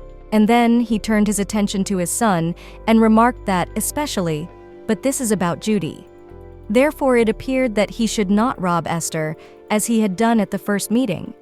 The boy inquired in surprise, but why it was set on him at once. The father remarked that it was because there was always some trouble from him. He then declared that they should listen carefully, for he had not taken Esther in at all at their behest. After all, they would have to protect her as part of their family in the future. Smiling, he asked that they at least try to get along with her. Dany, thinking back on the whole conversation, thought it was all really strange that a father would care so much about someone else's child. It was from this that he was very curious about what kind of girl Esther was. And the main character at this time tasted the water and then said that their water is very tasty. The boy wondered in amazement if the water had a taste. The girl hesitated a bit and noticed that he was indeed right. At the same time, she thought that they had never been given such clean water in the temple. Suddenly, her father entered the room and wished Dany and Esther a good morning. He also remarked that he saw they were having a pretty good start to the day. The son immediately wished his father good morning. The girl did so as well, but she did not call the man father but by his title, His Majesty. The man was surprised and thought that again she was addressing him by title. Still, he realizes that he should not force her to call her father. In the back of his mind, though, he expected instant results. Still, one must wait. Bacana herself will want to open up to him. As a consequence, he stated that since this was their first breakfast with Esther, he had asked the cook to work especially hard on the dishes.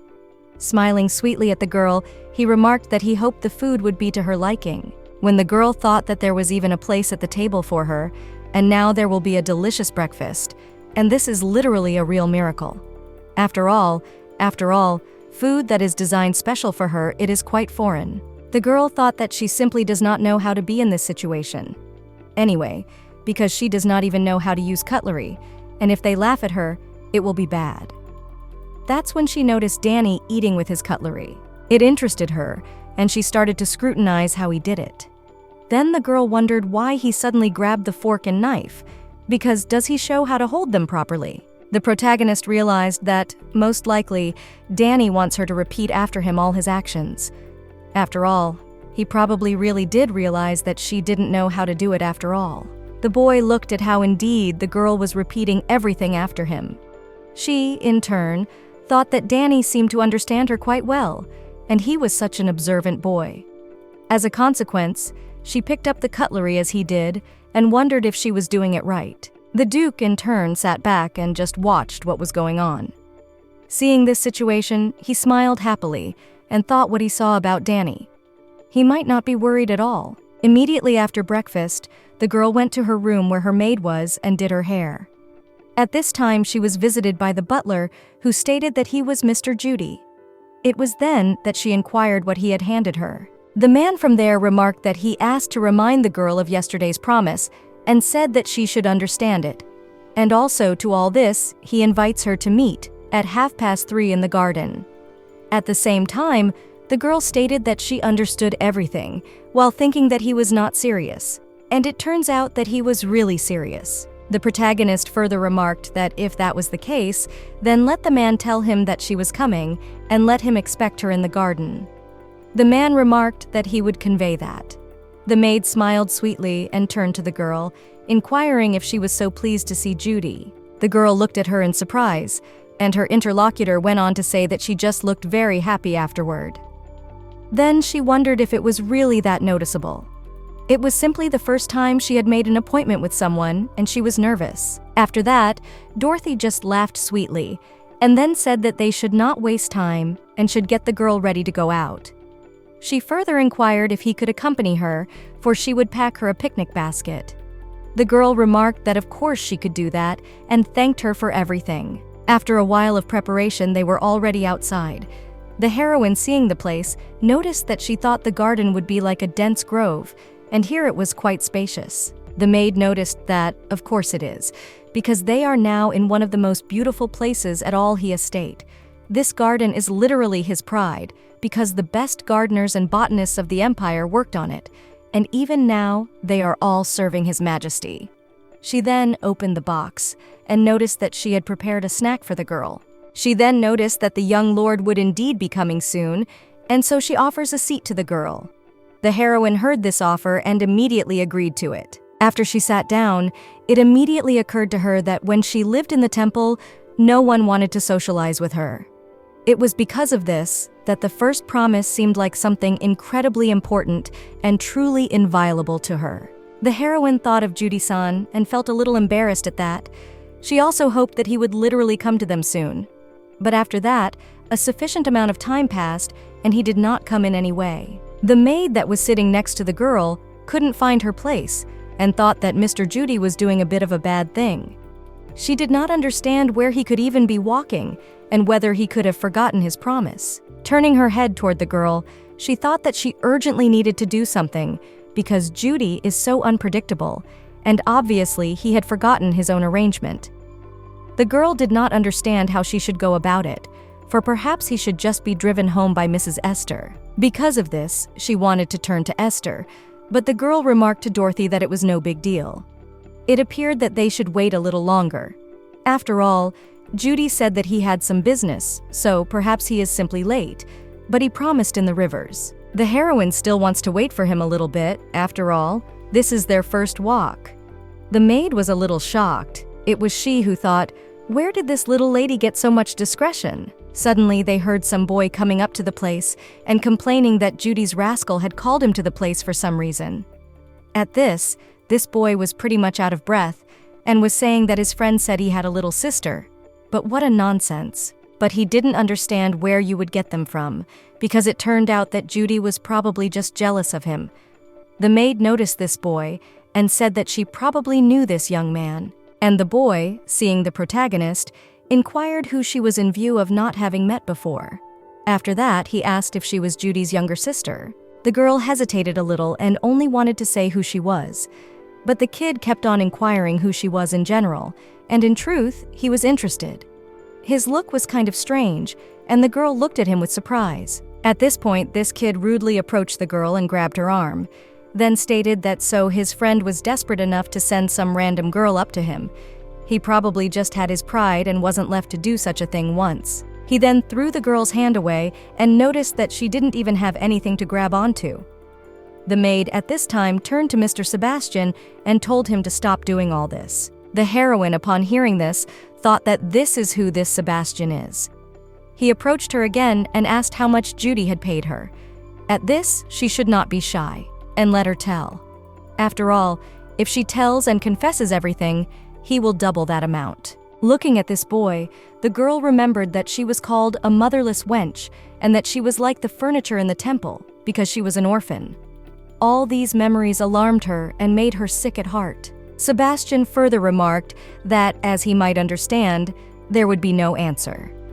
At this time, the maid turned to the boy and remarked that if he continued to behave to Lady Esther in this manner, she would have nothing to do but to go and address His Highness. The lad immediately wondered if she was going to call on the Archduke himself. If that was really the case, then this girl was really Judy's sister. Sebastian declared that he thought it was really a lie, for she did not look like him at all. It was completely unclear to him where she even came from. Regardless, all this scrawny little girl was no match for his sister. The maid tried to tell him not to say such terrible things about the girl, but the man bent the heroine and remarked that did she really think that the Archduke would save her from everything? After all, she should be sure that he would simply not let her down.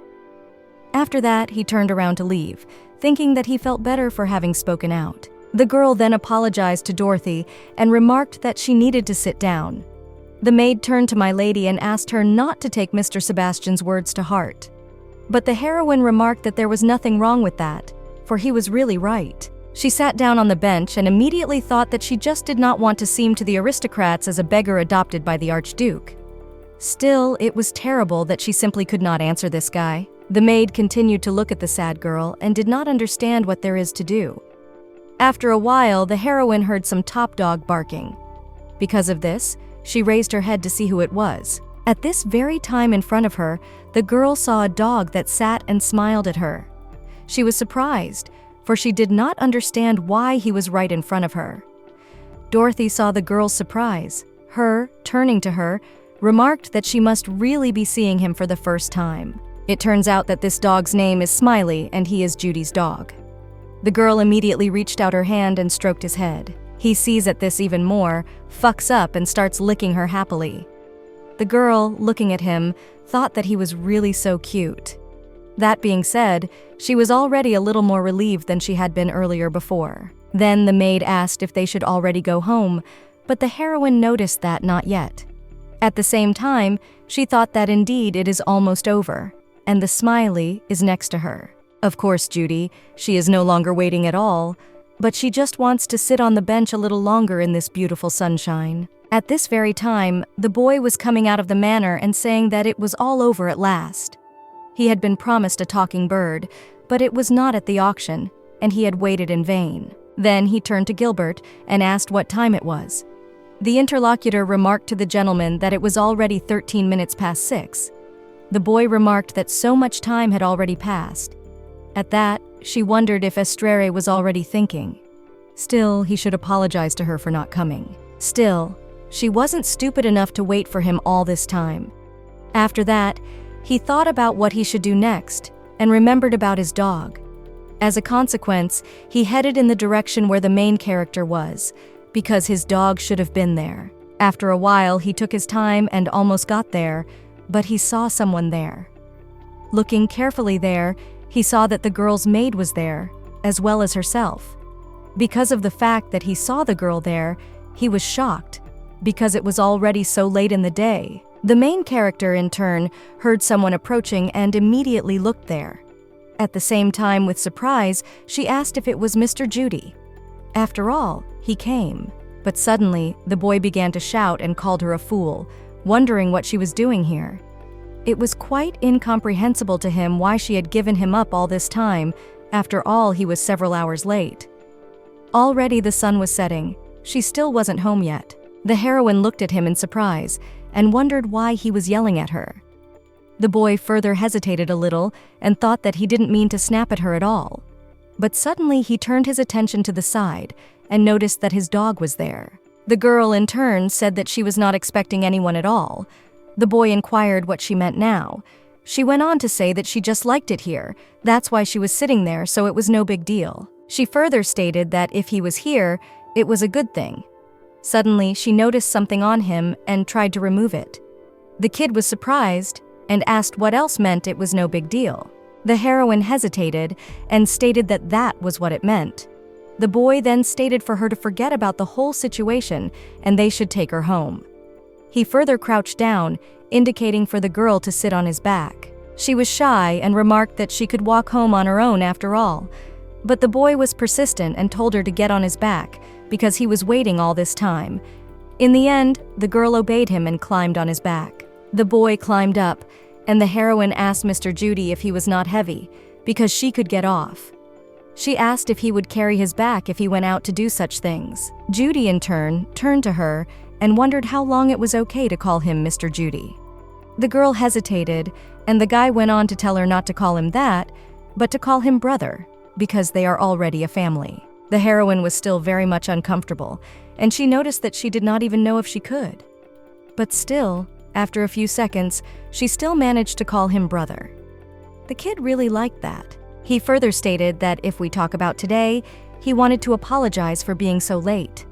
As a consequence of this, the girl noticed that he did show up after all, so it was really okay. Judy noticed that everything is not really okay because he no longer promises not to break his word. The heroine, in turn, remarked that really she had a good time while she waited for him. The boy stated that, after all, she had spoken out, and it turns out that she had been waiting for him. He further stated that the war had simply forgotten all this and no longer told people that she liked to wait for them. After all, it turns out that he would make anyone who made her wait sorry. She and the heroine were embarrassed and thought that his words really made her believe in his kindness. Immediately, she felt very comfortable being together with him. The boy noticed that the girl was doing nothing and was silent, and so he asked Esther if she had fallen asleep. The maid, who was nearby, said that she was simply tired during the day and probably fell asleep. Judy, for his part, thought that at least now he felt like a real brother. Come to think of it, Esther really is a bit of a flake. But if he'd known he'd have to carry someone, he would have at least started practicing. Esther, of course, is easy to lift, but his stamina leaves a lot to be desired. After a while, they were already reaching the manor, and there the butler came out. He stated to Mr. Judy to give him the girl. The boy declared that it was all right, for he did not need any help at all. At that, he thought that the very promises he would make to Esther would be his priority. As they approached the manor house, Dany looked out of the window to see what was going on downstairs. There, he saw his brother frolicking with his little sister and thought that Esther and his sister too. At the very moment when the protagonist fell asleep, then she felt that literally someone touched her. The girl did not understand who it was because it was such a warm and affectionate touch to her. When she opened her eyes, she saw an unfamiliar boy who addressed her. He inquired if she was finally awake. The heroine scrutinized him, thought it was that boy again, because she had already seen him in a dream. The same boy touched her arm and noticed that so far the fever had gone down, but he asked her not to be sick anymore.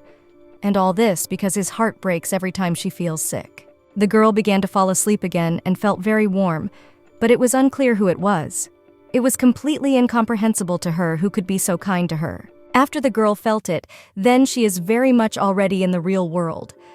Opening her eyes to see that there was a manor and there were other people near her. The maid, seeing that the girl woke up, turned to His Majesty and announced it. Next to the very bed on which she was lying were the Archduke along with his son Judy. The boy was frightened and, turning to Esther, inquired how she was feeling and whether she would recognize him. The heroine, in turn, looked at them with surprise and inquired as to the side doing here. The boy asked how it was that she was sick after all. It turns out that after the walk, she went down with a fever and lay like this for 2 days. When she heard this, she was shocked and thought that it could be an awakening of her holiness. After all, even if that was the case, 2 whole days was too long for her even. After she thought about it, she looked at her father and brother and apologized for causing them any inconvenience. Those, in turn, also looked with surprise at her, for they didn't expect an apology. The man touched her head and stroked it. While doing so, he smiled sweetly and stated that she shouldn't apologize for such things at all, for thank goodness the fever had broken. He then stated that she was probably some kind of sickly person from birth. The girl was embarrassed and remarked that this was not true, for she was indeed rarely sick. The Duke remarked that perhaps she had caught a cold on the way, for it was not a long journey after all. But still, it is necessary to show her to the doctor. The girl in turn agreed to this. Sometime after that, Judy brought the girl a soft toy in the form of a rabbit. With embarrassment on his face, he stated that it was nothing special, as he was just giving it to her because they looked so much alike. Then the girl wondered in wonder, in what sense are they alike with Judy's rabbit so original? Looking at the soft toy, the girl thought that she had definitely experienced similar symptoms once before. As a consequence, it turns out that she is sure that the awakening of divine energy will happen to her oh so soon. She also wondered if all this was related to her moving to the Archduke's place, because it was unclear why it had happened so early.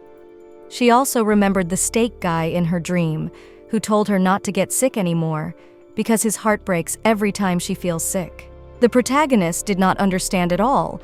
The same can be this boy, who dreams all this time. But even though she did not realize it, that still this warmth that she feels from him she cannot forget. While the girl was thinking about all this, someone knocked on the door of the room. There was Dorothy, who said that it was her and asked if she could come in. The heroine in turn remarked that of course she could come in. The maid immediately entered and apologized for disturbing the girl. The heroine looked with surprise at the people who were there, and she inquired who these people were. The interlocutor remarked that His Majesty the Archduke had commanded that she should be shown to a physician after all.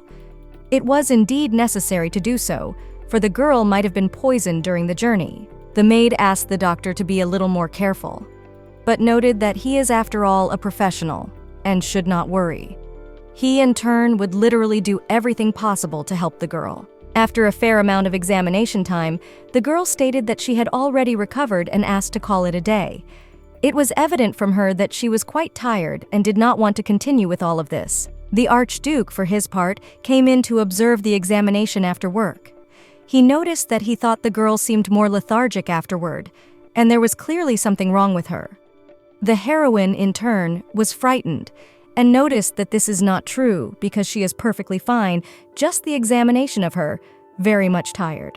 The doctor at this time stated that no external signs of disease is really not found, but still, to be sure, he would have to continue the examination.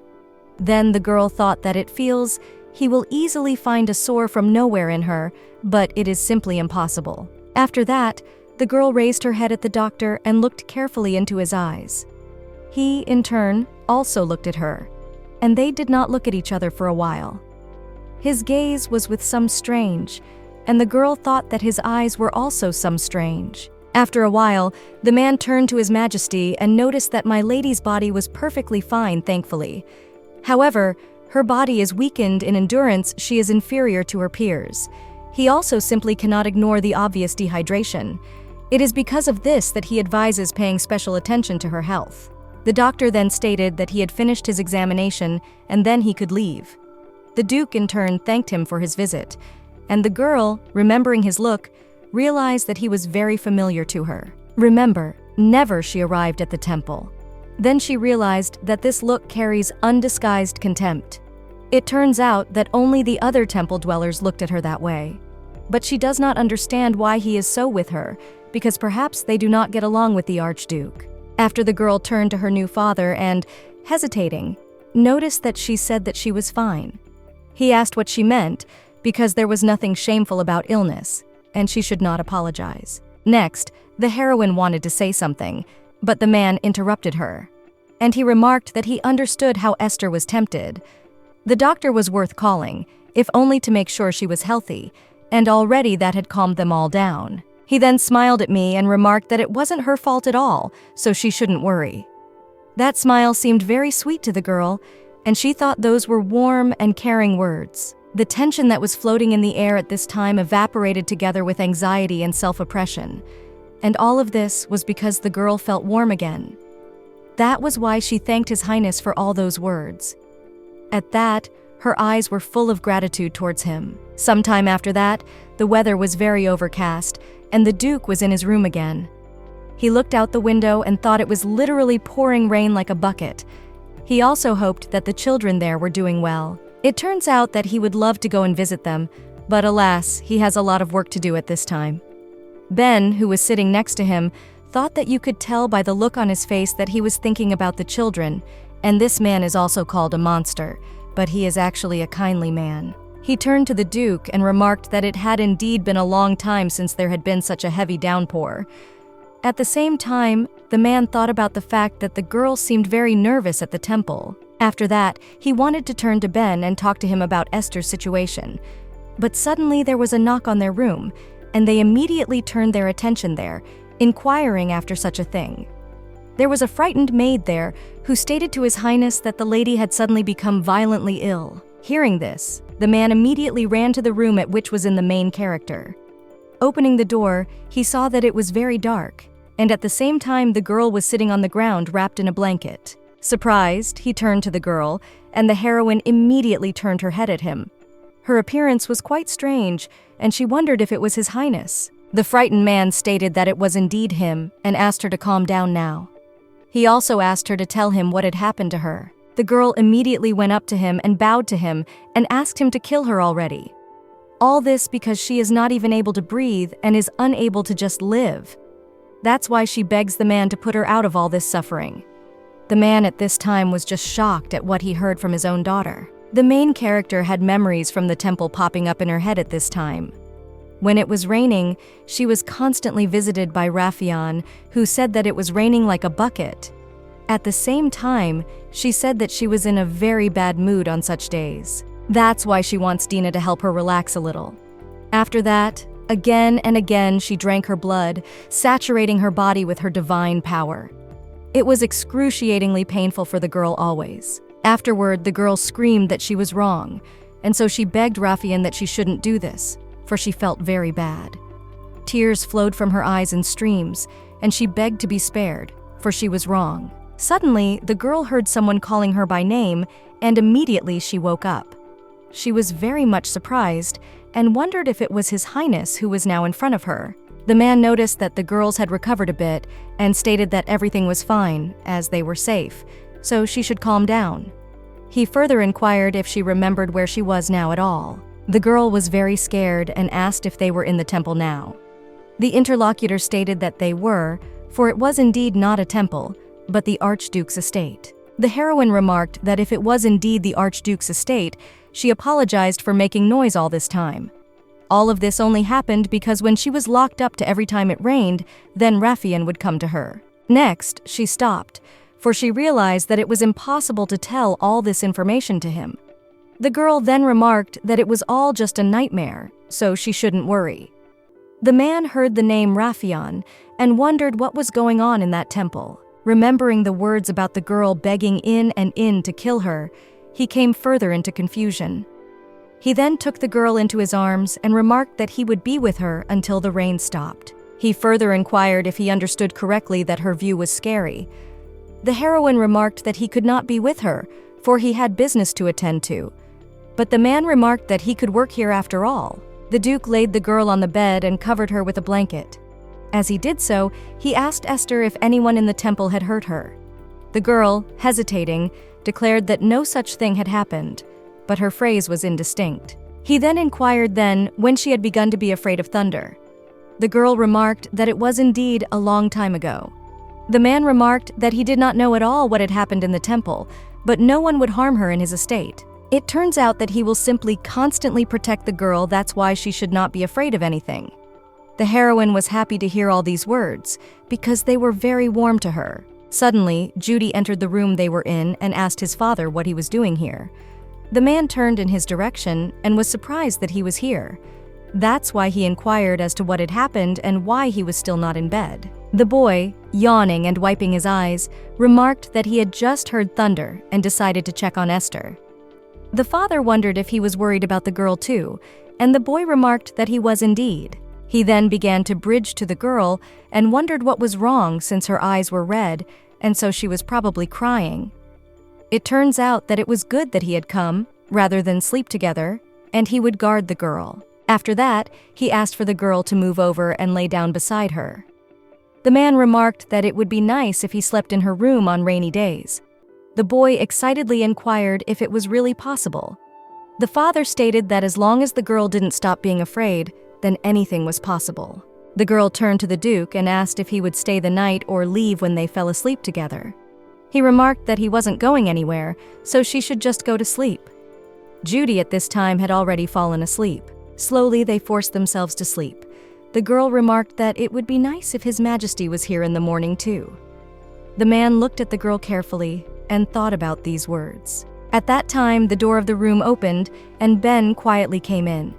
He turned to His Majesty and asked how the young lord and lady were. The man whispered that they were already asleep, so there was no need to worry about them. The sharp-eyed one seemed to have some bad memories associated with her and may have been bullied in the temple. The subordinate inquired, but how was that bullying, since he hadn't found anything like that when he'd been gathering files on her? The Duke remarked that he had to dig a little further. Then he asked Ben to try to find out about the life in the temple and the girl named Rafian. The interlocutor further asked if he was talking about the girl Rafian, who is the daughter of the Duke as well. The man remarked that her origin was quite unimportant. After all, It turns out that if she tortured Esther, she will have to answer for her actions anyway. After this conversation, time passed and it was morning. The main character woke up in her bed and immediately looked around. At the same time, she noticed that her brother as well as her father was still in her room. She looked at her in surprise and realized that they were still here. That being said, she didn't think that His Highness would stay until morning, but it was most likely due to her anxiety attack yesterday. The girl from that was embarrassed. She was rather pleased. As a consequence, she thought that it was as if they were really her family. After a while, everyone woke up and began to go about their business. The heroine, together with the maid, also cleaned herself up and was now walking down the corridor. As she did so, she thought that His Highness, as well as Judy's brothers, did not mention yesterday anymore. Still, perhaps they were simply afraid that their questioning would bring up bad memories from the past. As she passed by one of the rooms, the girl turned her head there and saw another brother there. After that, she wished Dany a good morning. The boy looked at her carefully, and the same greeting back. The girl noticed that he was always reading something though. Then the boy stated that don't they say that books are food for the mind, and also knowledge is power. Then he asked what the girl was doing now. She looked a little embarrassed and then stated that she was just wandering around. Dany asked, but then perhaps she would like to walk with him, for he wanted to walk in the garden. The girl asked if she could do that. He said that of course she could, because he was bored alone. Immediately after that, they went for a walk together. The girl walked right behind her brother and thought that it was the first time she was in this part of the garden. And all this was because last time she walked on a completely different path. The boy stopped and noticed that the first thing he wanted to do was to apologize to her. The girl looked at him with surprise, and he went on to say that he simply lied about the garden because they are going to another place. All this is because it turns out just at home ironed maids, and he did not want to reveal to them his plans. He also lied that it was all right for her to go with him. The girl wondered in amazement, but why would she do that? Dany stated that he would explain it to her now. He noticed that Judy was simple-minded. That's why he accepted her very easily. But he, for his part, doesn't consider her his little sister at all yet. And that's because he needs to find out a little more about Stubble than he knows now. The girl was a little surprised at what her interlocutor was telling her. The boy remembered what had happened last night. He, as always, was sitting and reading books, and it was quite late, so he was going to bed. Suddenly, he heard some footsteps in the hallway and immediately looked over there. There, he noticed his brother, who was sleepily walking somewhere at that time. Immediately, he wondered where this Judy could be going at such a late hour. That's why he headed along with him to follow where he was going. Then he saw that the boy had gone to the girl's room, and his father was there. And all this because the boy then asked his father what he was doing here and said that he had just come to see Esther. The boy stopped at the door and heard all the conversation that had taken place the previous night. As he did so, he realized that the similar father as well as Judy would be with her all night. Looking out from behind the door at their joyful faces, it was quite incomprehensible to the boy why first Dad and now him were coming to see her. It was quite incomprehensible to him what it was that they found so special about her. Still, it did seem to him that the girl was quite intelligent. That was why he didn't understand what kind of person Esther was in general. He was more and more curious to know more about her. Now the heroine together with the boy got to the wall, and there they saw a small hole in the wall. The heroine looked at it with surprise and wondered what it was. The boy asked if she didn't know where the dog hole was too. The heroine thought that she did know it after all, but he said he didn't recognize her as a sister, so that's why he was leading her somewhere. She wondered if he was going to chase her out of the manor through the manhole, but suddenly the boy crouched down near that place and remarked that they should climb outside. The girl was surprised by this and certainly hadn't expected such a thing. Dany went on to say that no one would notice their escape and he had things to do in the village, so they should go. The girl wondered if it was through the loophole that they should go there, so she asked him if he wanted her to go with him. The interlocutor said that he did not insist at all, so she could not go if she did not want to. The heroine hesitated and remarked that she would go after all. Next, she climbed through and thought it was worse than she thought. The boy waited for her all this time, and finally the heroine climbed up. And after that, the boy noticed that she did after all. The heroine looked at him with surprise and said that he himself leads in this all asked. For a while they stood together and looked at each other. And then, after a moment's lull, the boy declared that this was correct, and now they should go. And all this because they still had much to catch up on. The streets of the place they had come to were quite noisy and crowded. The heroine, looking at the whole area, was shocked because she had not seen such a large number of people for a long time. The girl thought that it was really wonderful here, and the boy said that there were a lot of people. The boy heard the word of the companion, a little surprised, and thought that his father told him that he met the girl in the temple. But it was not clear to him what he liked about her. Next, Dany noticed that he remembered something, that he needed to go somewhere else. The heroine remarked that if that was the case, then they should go. But the kid waved his hand and remarked that that wasn't the case, as he'd rather go alone. Pointing with his hand in the direction, he remarked for the girl to wait for him just there. The heroine agreed to this, but remarked, "Is it really required for her to stand alone?" The interlocutor stated that he would be back very soon and wondered if she minded. The heroine didn't particularly like it, but stated that she would wait nonetheless. Dany turned around and remarked that was fine, then he would be back soon. The girl stayed in the same spot and only watched the boy leave, blending in with the crowd.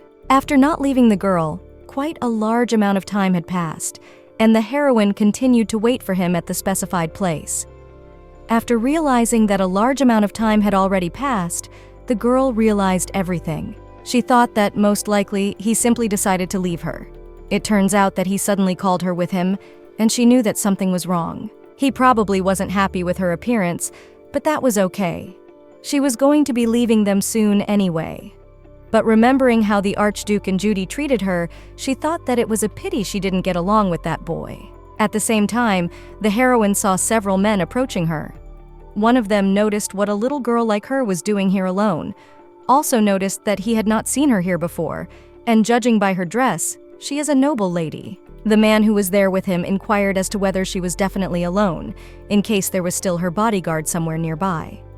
His interlocutor smiled and remarked only that money was tight lately, so they were very lucky. Looking at these men, the girl thought that these people are not good.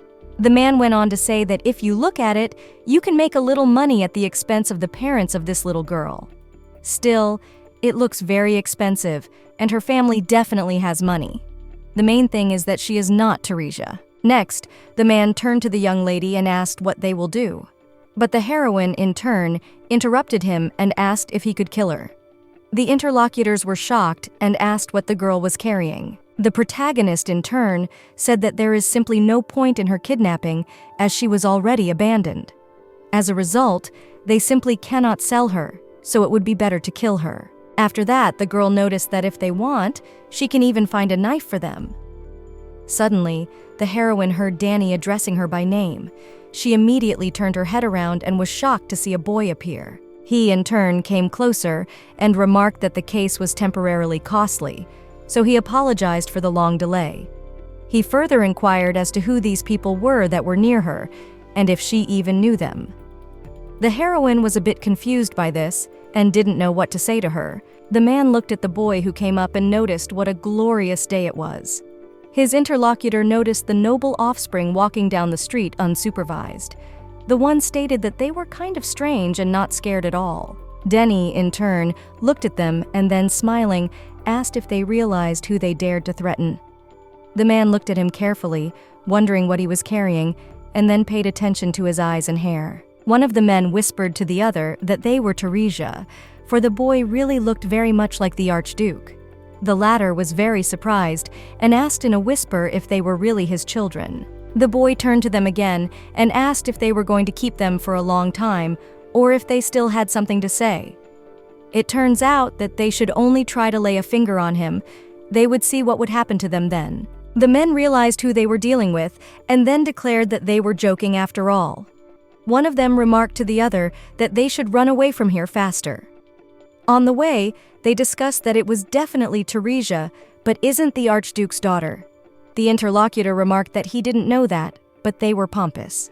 Looked ahead of the heroine realized that they finally left. Suddenly, I was approached by a boy, and asked what she was even thinking about now.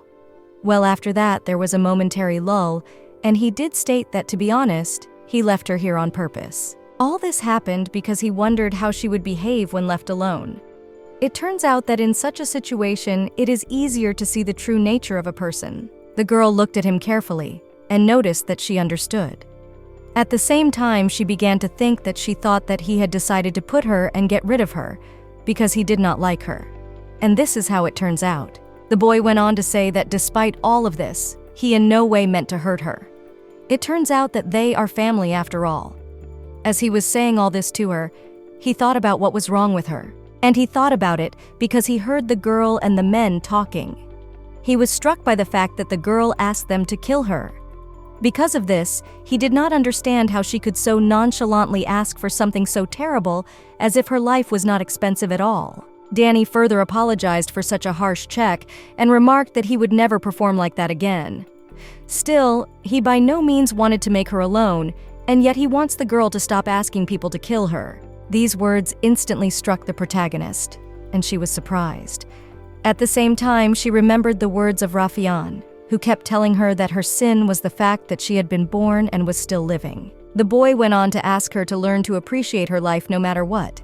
The heroine, because of these words, thought it was really strange, because everyone said that her mere existence made her guilty. Dany noticed that on top of all this, her family definitely needed her, so they should go home already. The girl was surprised again and noticed that he had said that he didn't consider her a sister. The interlocutor notes that he does know that, dialing his words back. At the same time, he asks that she should just stop looking for her doom and should not talk about death with such carelessness as she always says. The girl was embarrassed by this and even glad that he had stated such a thing to her. After that, they held out their hands to each other and walked home together. And the girl promised him that she would not say such things again. After all these events, a day passed, and here again the whole family gathered around the table. The Archduke turned to Dany during the meal, and the latter looked at him carefully. The man asked if he wanted to tell him something about yesterday. The kid remarked that he had been really careless and it had come out wrong, so he apologized for everything that had happened. The father smiled and remarked that this one is great because he appreciates his privacy. It turns out that they haven't had time to get to know each other, but Esther is not a stranger to them. She is part of their family after all. Judy, who didn't know what they were talking about, was shocked and asked what they were talking about, but no one listened to him. The man went on to say that he hoped there would be no misunderstandings between them from now on. He went on to say that he wanted to know their opinion on this one more time. The children looked at him attentively, but did not understand what he was talking about. The man noticed that Dany and Judy's birthday was approaching after all. Judy immediately became talkative and was the first to start saying that he wanted a party and a masquerade. Still, if it happens, it will be fun, and it will be interesting to give away who's who. Dany stated that it still wouldn't be the same, as it would be very boring. Still, he would like to have some sort of literary discussion, and they would have a great time, and at the same time broaden each other's horizons. Watching them, the girl wondered what kind of birthday party this was. The father noticed the misunderstandings on the girl's face and turned to the children. He remarked that he had planned to do something special for their birthday this year. They, in turn, were surprised and wondered what this special thing he was talking about. The Duke remarked that he really wanted to do something special, and he would not introduce Esther to the entire public at the upcoming party. The girl was surprised and wondered what else he meant by introducing her. The man remarked that birthday celebrations are perfect for this, all because all their people would be in attendance at that time. Judy remarked that it was a really good idea, because that's when Sebastian would see everything. The man remarked that it still wouldn't be a good idea to use their externa for some sort of argument. The boy, in turn, said that he does not do anything like that. The girl, in turn, thought, but how she should act in this situation. It turns out that she was planning to quietly disappear, and after this she will not be able to quietly disappear. Suddenly, the girl's thoughts were interrupted by a man who addressed her by name. He said that the birthday party would only be in 3 months, but before that, he was going to take care of her education. At the same time, he stated that it would be a good idea to start with etiquette first. He also hopes that the celebration will leave her with fond memories in her soul. The girl remarked that it would and thanked him for it. After a while, the Archduke was getting dressed and Ben approached him. The man turned to His Majesty and remarked that the cacti had ordered. He had found experienced teachers for the young lady. Still, the people he had found were the best teachers in the academy. That being said, he could point out the fact that they only accept one student per year. The Duke inquired if this was really true. The interlocutor stated that they were currently teaching the Count's daughter, and it seems they were paid a lot because of it.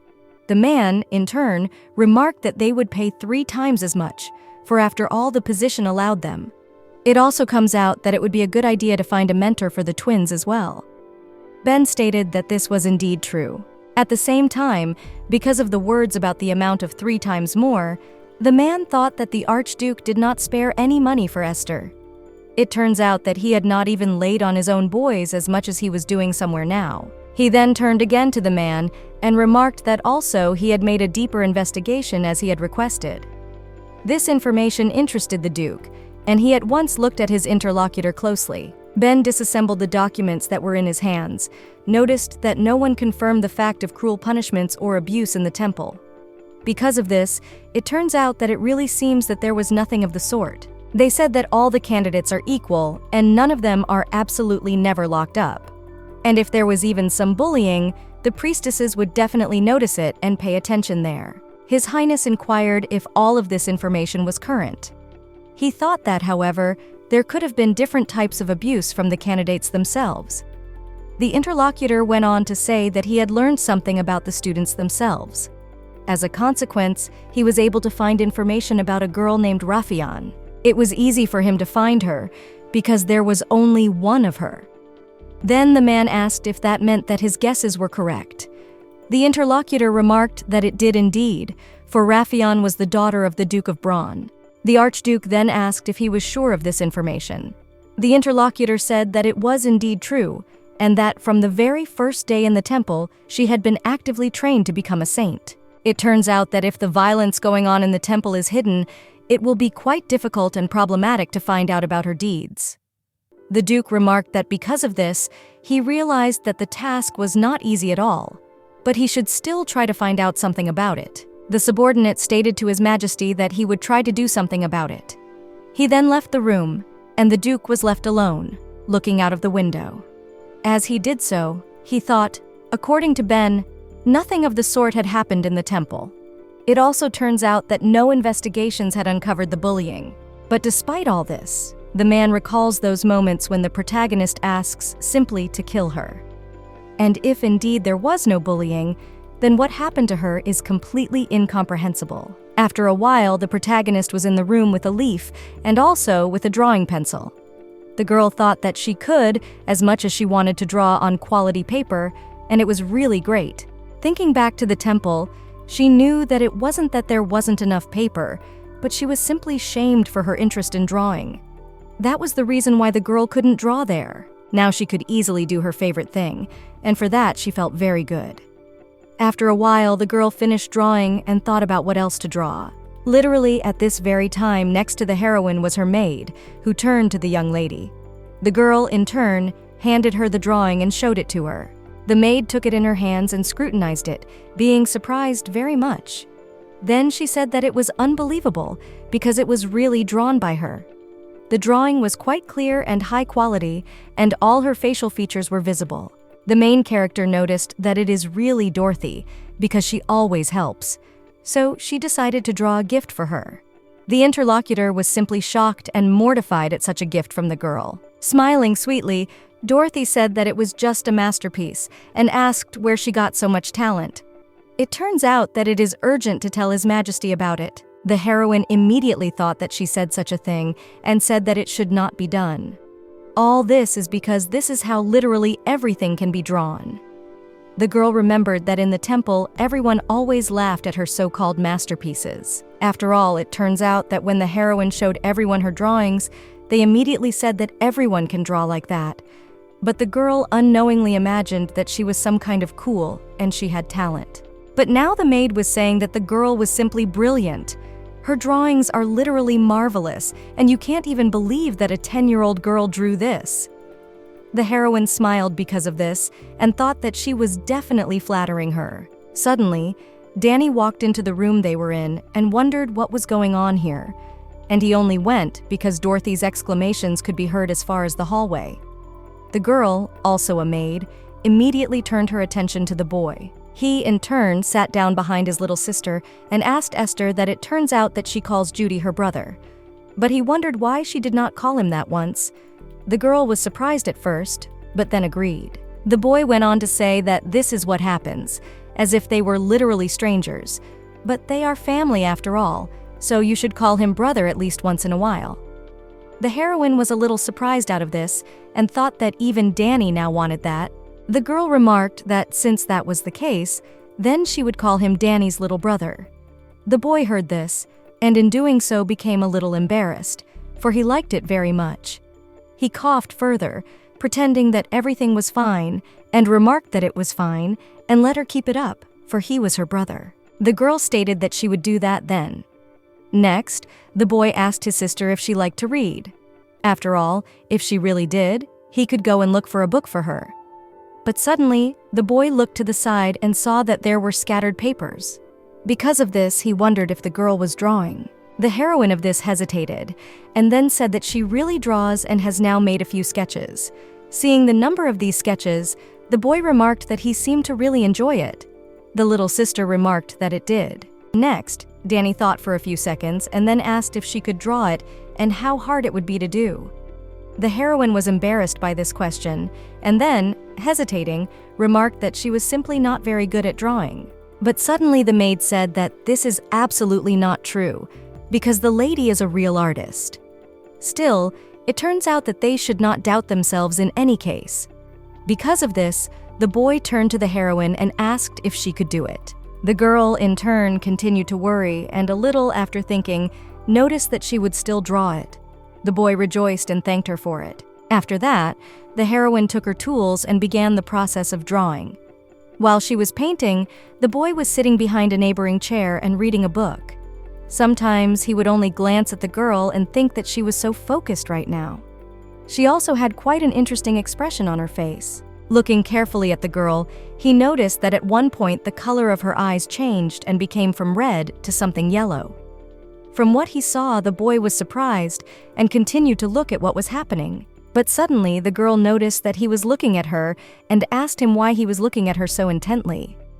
The boy remarked that there was nothing wrong and let her just carry on, so he wondered if he had just imagined it. After a while, the girl announced that she was done. Dany closed the book and noticed that it was pretty quick, and further inquired if she would show him the drawing. The main character handed him the drawing, and with embarrassment stated that she still very rarely drew, so nothing special. Let him not expect anything special from this drawing. At the same time, she was very much worried and thought that suddenly he would be disappointed because of it. The guy looked at the girl's drawing and immediately turned to Esther, and she looked at him carefully, waiting for a reaction. He wondered what it meant, why she had not told him about her gift. After all, it turns out that she is a marvelous painter. He, in turn, does not understand how a child can draw so well. The girl wondered if it was true. At the same time, she wondered whether everyone could draw so well or not. Dany asked if the girl had learned it in the temple. The heroine remarked that she hadn't. When the boy asked if she did, she wanted to say that no one taught her that, and she was perfectly fine drawing like that. He then patted the girl on the head and remarked that it was incredible. For Esther was such a talent, it was not a sin to boast. He looked embarrassed and then turned around to run out of the room. He had his drawing in his hand and immediately ran to Helbert to show it to him. The girl was left alone in the room and yet was embarrassed at being praised. She didn't expect that and thought that she really could draw. At least she was good at something. She liked the praise and thought she would like to be praised some more. Sometime later, the Archduke arrived at the manor. He was greeted by the butler and remarked that he understood that the usual training was not enough this time. The man remarked to him that he should not relax, because who knows, tomorrow there will be a war. After all, it turns out that the army is now in a poor state. Also because of this, it turns out that you simply cannot trust anyone. Then the man asked his interlocutor how Esther was doing. He said that the girl was in the garden. His Majesty asked if she was walking there. Gilbert remarked that it was not quite so, for there she was painting. The Duke inquired if Esther was painting, and that the interlocutor stated that it is indeed so, for she is even perfectly good at it all. Then the man also thought about where the bitch is now, because he also wants to get a gift from her now. The girl, for her part, was sitting at a table in the garden and drawing. After His Majesty heard from the butler that the heroine of the newspaper is drawing, he immediately went there. Looking ahead, the man noticed that the girl was sitting at the table and very concentrated, doing something. Because of this, he smiled and leisurely began to approach that very place. On the way, he noticed to the attendant that she was so concentrated that she didn't even notice them. Concentration is really good after all. The butler thought after hearing those words that His Majesty was crazy about this girl after all. The heroine was sitting at the table while thinking about what to draw now. But at this very time, she felt a glance and thought that someone was really looking at her now. Because of this, she turned her head to the side and noticed that there was an archduke. This made the girl a little surprised and wondered when he even had time to approach.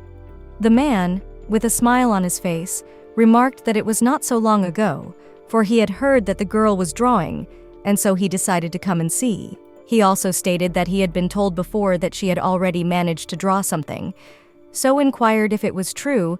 They said she had done a portrait of Dany. The girl hesitated and remarked that she had, but it still didn't come out very well. Then the father stated that still Gilbert had said it came out quite nicely, further smiled sweetly and asked if she could draw it. The heroine was surprised and asked if she had to draw His Majesty. He, in turn, said that if it is too difficult, then do not do it, because he does not want to stress her over it. The girl, in turn, said that this was not true at all, because it was not that, it was just that she was not very good at drawing. His Majesty smiled and remarked that she should know that his office was rather empty, and because of that he would like to hang a portrait on the wall. But still, if the girl is against, the Tim simply will have to find another artist, and that is a pity.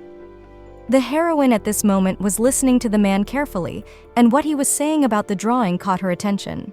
The butler heard this conversation, thought that His Majesty was lying without blushing, and all this because when he suggested that he hang the portrait in his study, he remarked that he didn't need it. It turns out that he said that then, and now he says something completely different, but the girl really doesn't know that. The Duke continued talking, attracting the girl's attention. He remarked that he was going to hang Esther's portrait on the wall, and if not, he would ask someone else. But suddenly the girl interrupted him and remarked that if he really didn't mind, she would do it. The man wondered if he would paint it for us after all.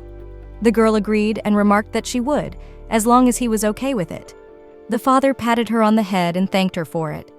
To all this, he remarked that he believed in her. Next, the painting process did begin. After a while, Ben, who had noticed Gilbert, began to approach the place unhurriedly. He told his interlocutor that he had heard that His Highness was here because he had something to report to him. Further, he wanted to ask where he was at the butler. Pointing to the side, noticed that he was sitting there. Looking to the side, Ben saw that indeed they were sitting there together. The butler stated that at the moment, Lady Esther was painting his portrait. The interlocutor was surprised to hear what portrait, for His Majesty had said that portraits pissed him off. The Archduke heard all this and immediately threw his cold glance at him. The fellow realized that he had made a mistake, and then remarked that he had mistaken it, for he had somehow dreamed it, but in fact, His Highness simply respects portraits. The man at that moment looked at him with a cold gaze to shut his mouth, for the girl could hear everything. The butler remarked to Ben that the young lady had a real talent, and they both looked happy at the moment. The interlocutor noticed that this was indeed true, but thought the whole thing strange. What made it strange was the fact that a man who was dubbed a demon could be this nice as he was now with the girl. The father turned to the heroine and asked if she really liked drawing. The girl remarked that she did indeed. Then the man asked if perhaps she would be interested in studying art. The girl asked about art with surprise. His Highness remarked that he was talking about it, but not only about it, for she could study anything she wanted. It also turns out that if she does decide to take up painting seriously, he will support her in any case. Because of these words, the girl thought why is he so good? She further thanked the man, and he remarked with a smile on his face that you are always welcome. Finishing her drawing, the girl thought that she should not get used to kindness.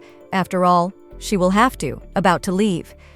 It turns out that such a short period of time, she got too used to it all. After a while, the protagonist announced that she had finished her drawing after all.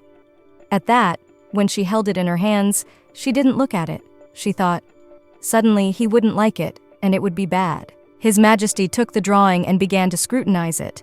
His face changed dramatically at that moment, and he immediately turned to Ben to come over to him. The subordinate looked at him in surprise and walked over there. The man immediately showed him the drawing and asked him to look at it.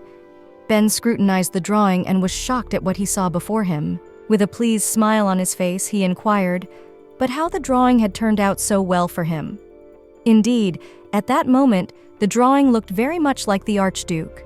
The subordinate remarked that it was indeed very good, and turning to His Majesty, remarked that the girl literally had a gift. And then he stated that it was not even just good, but almost divinely beautiful.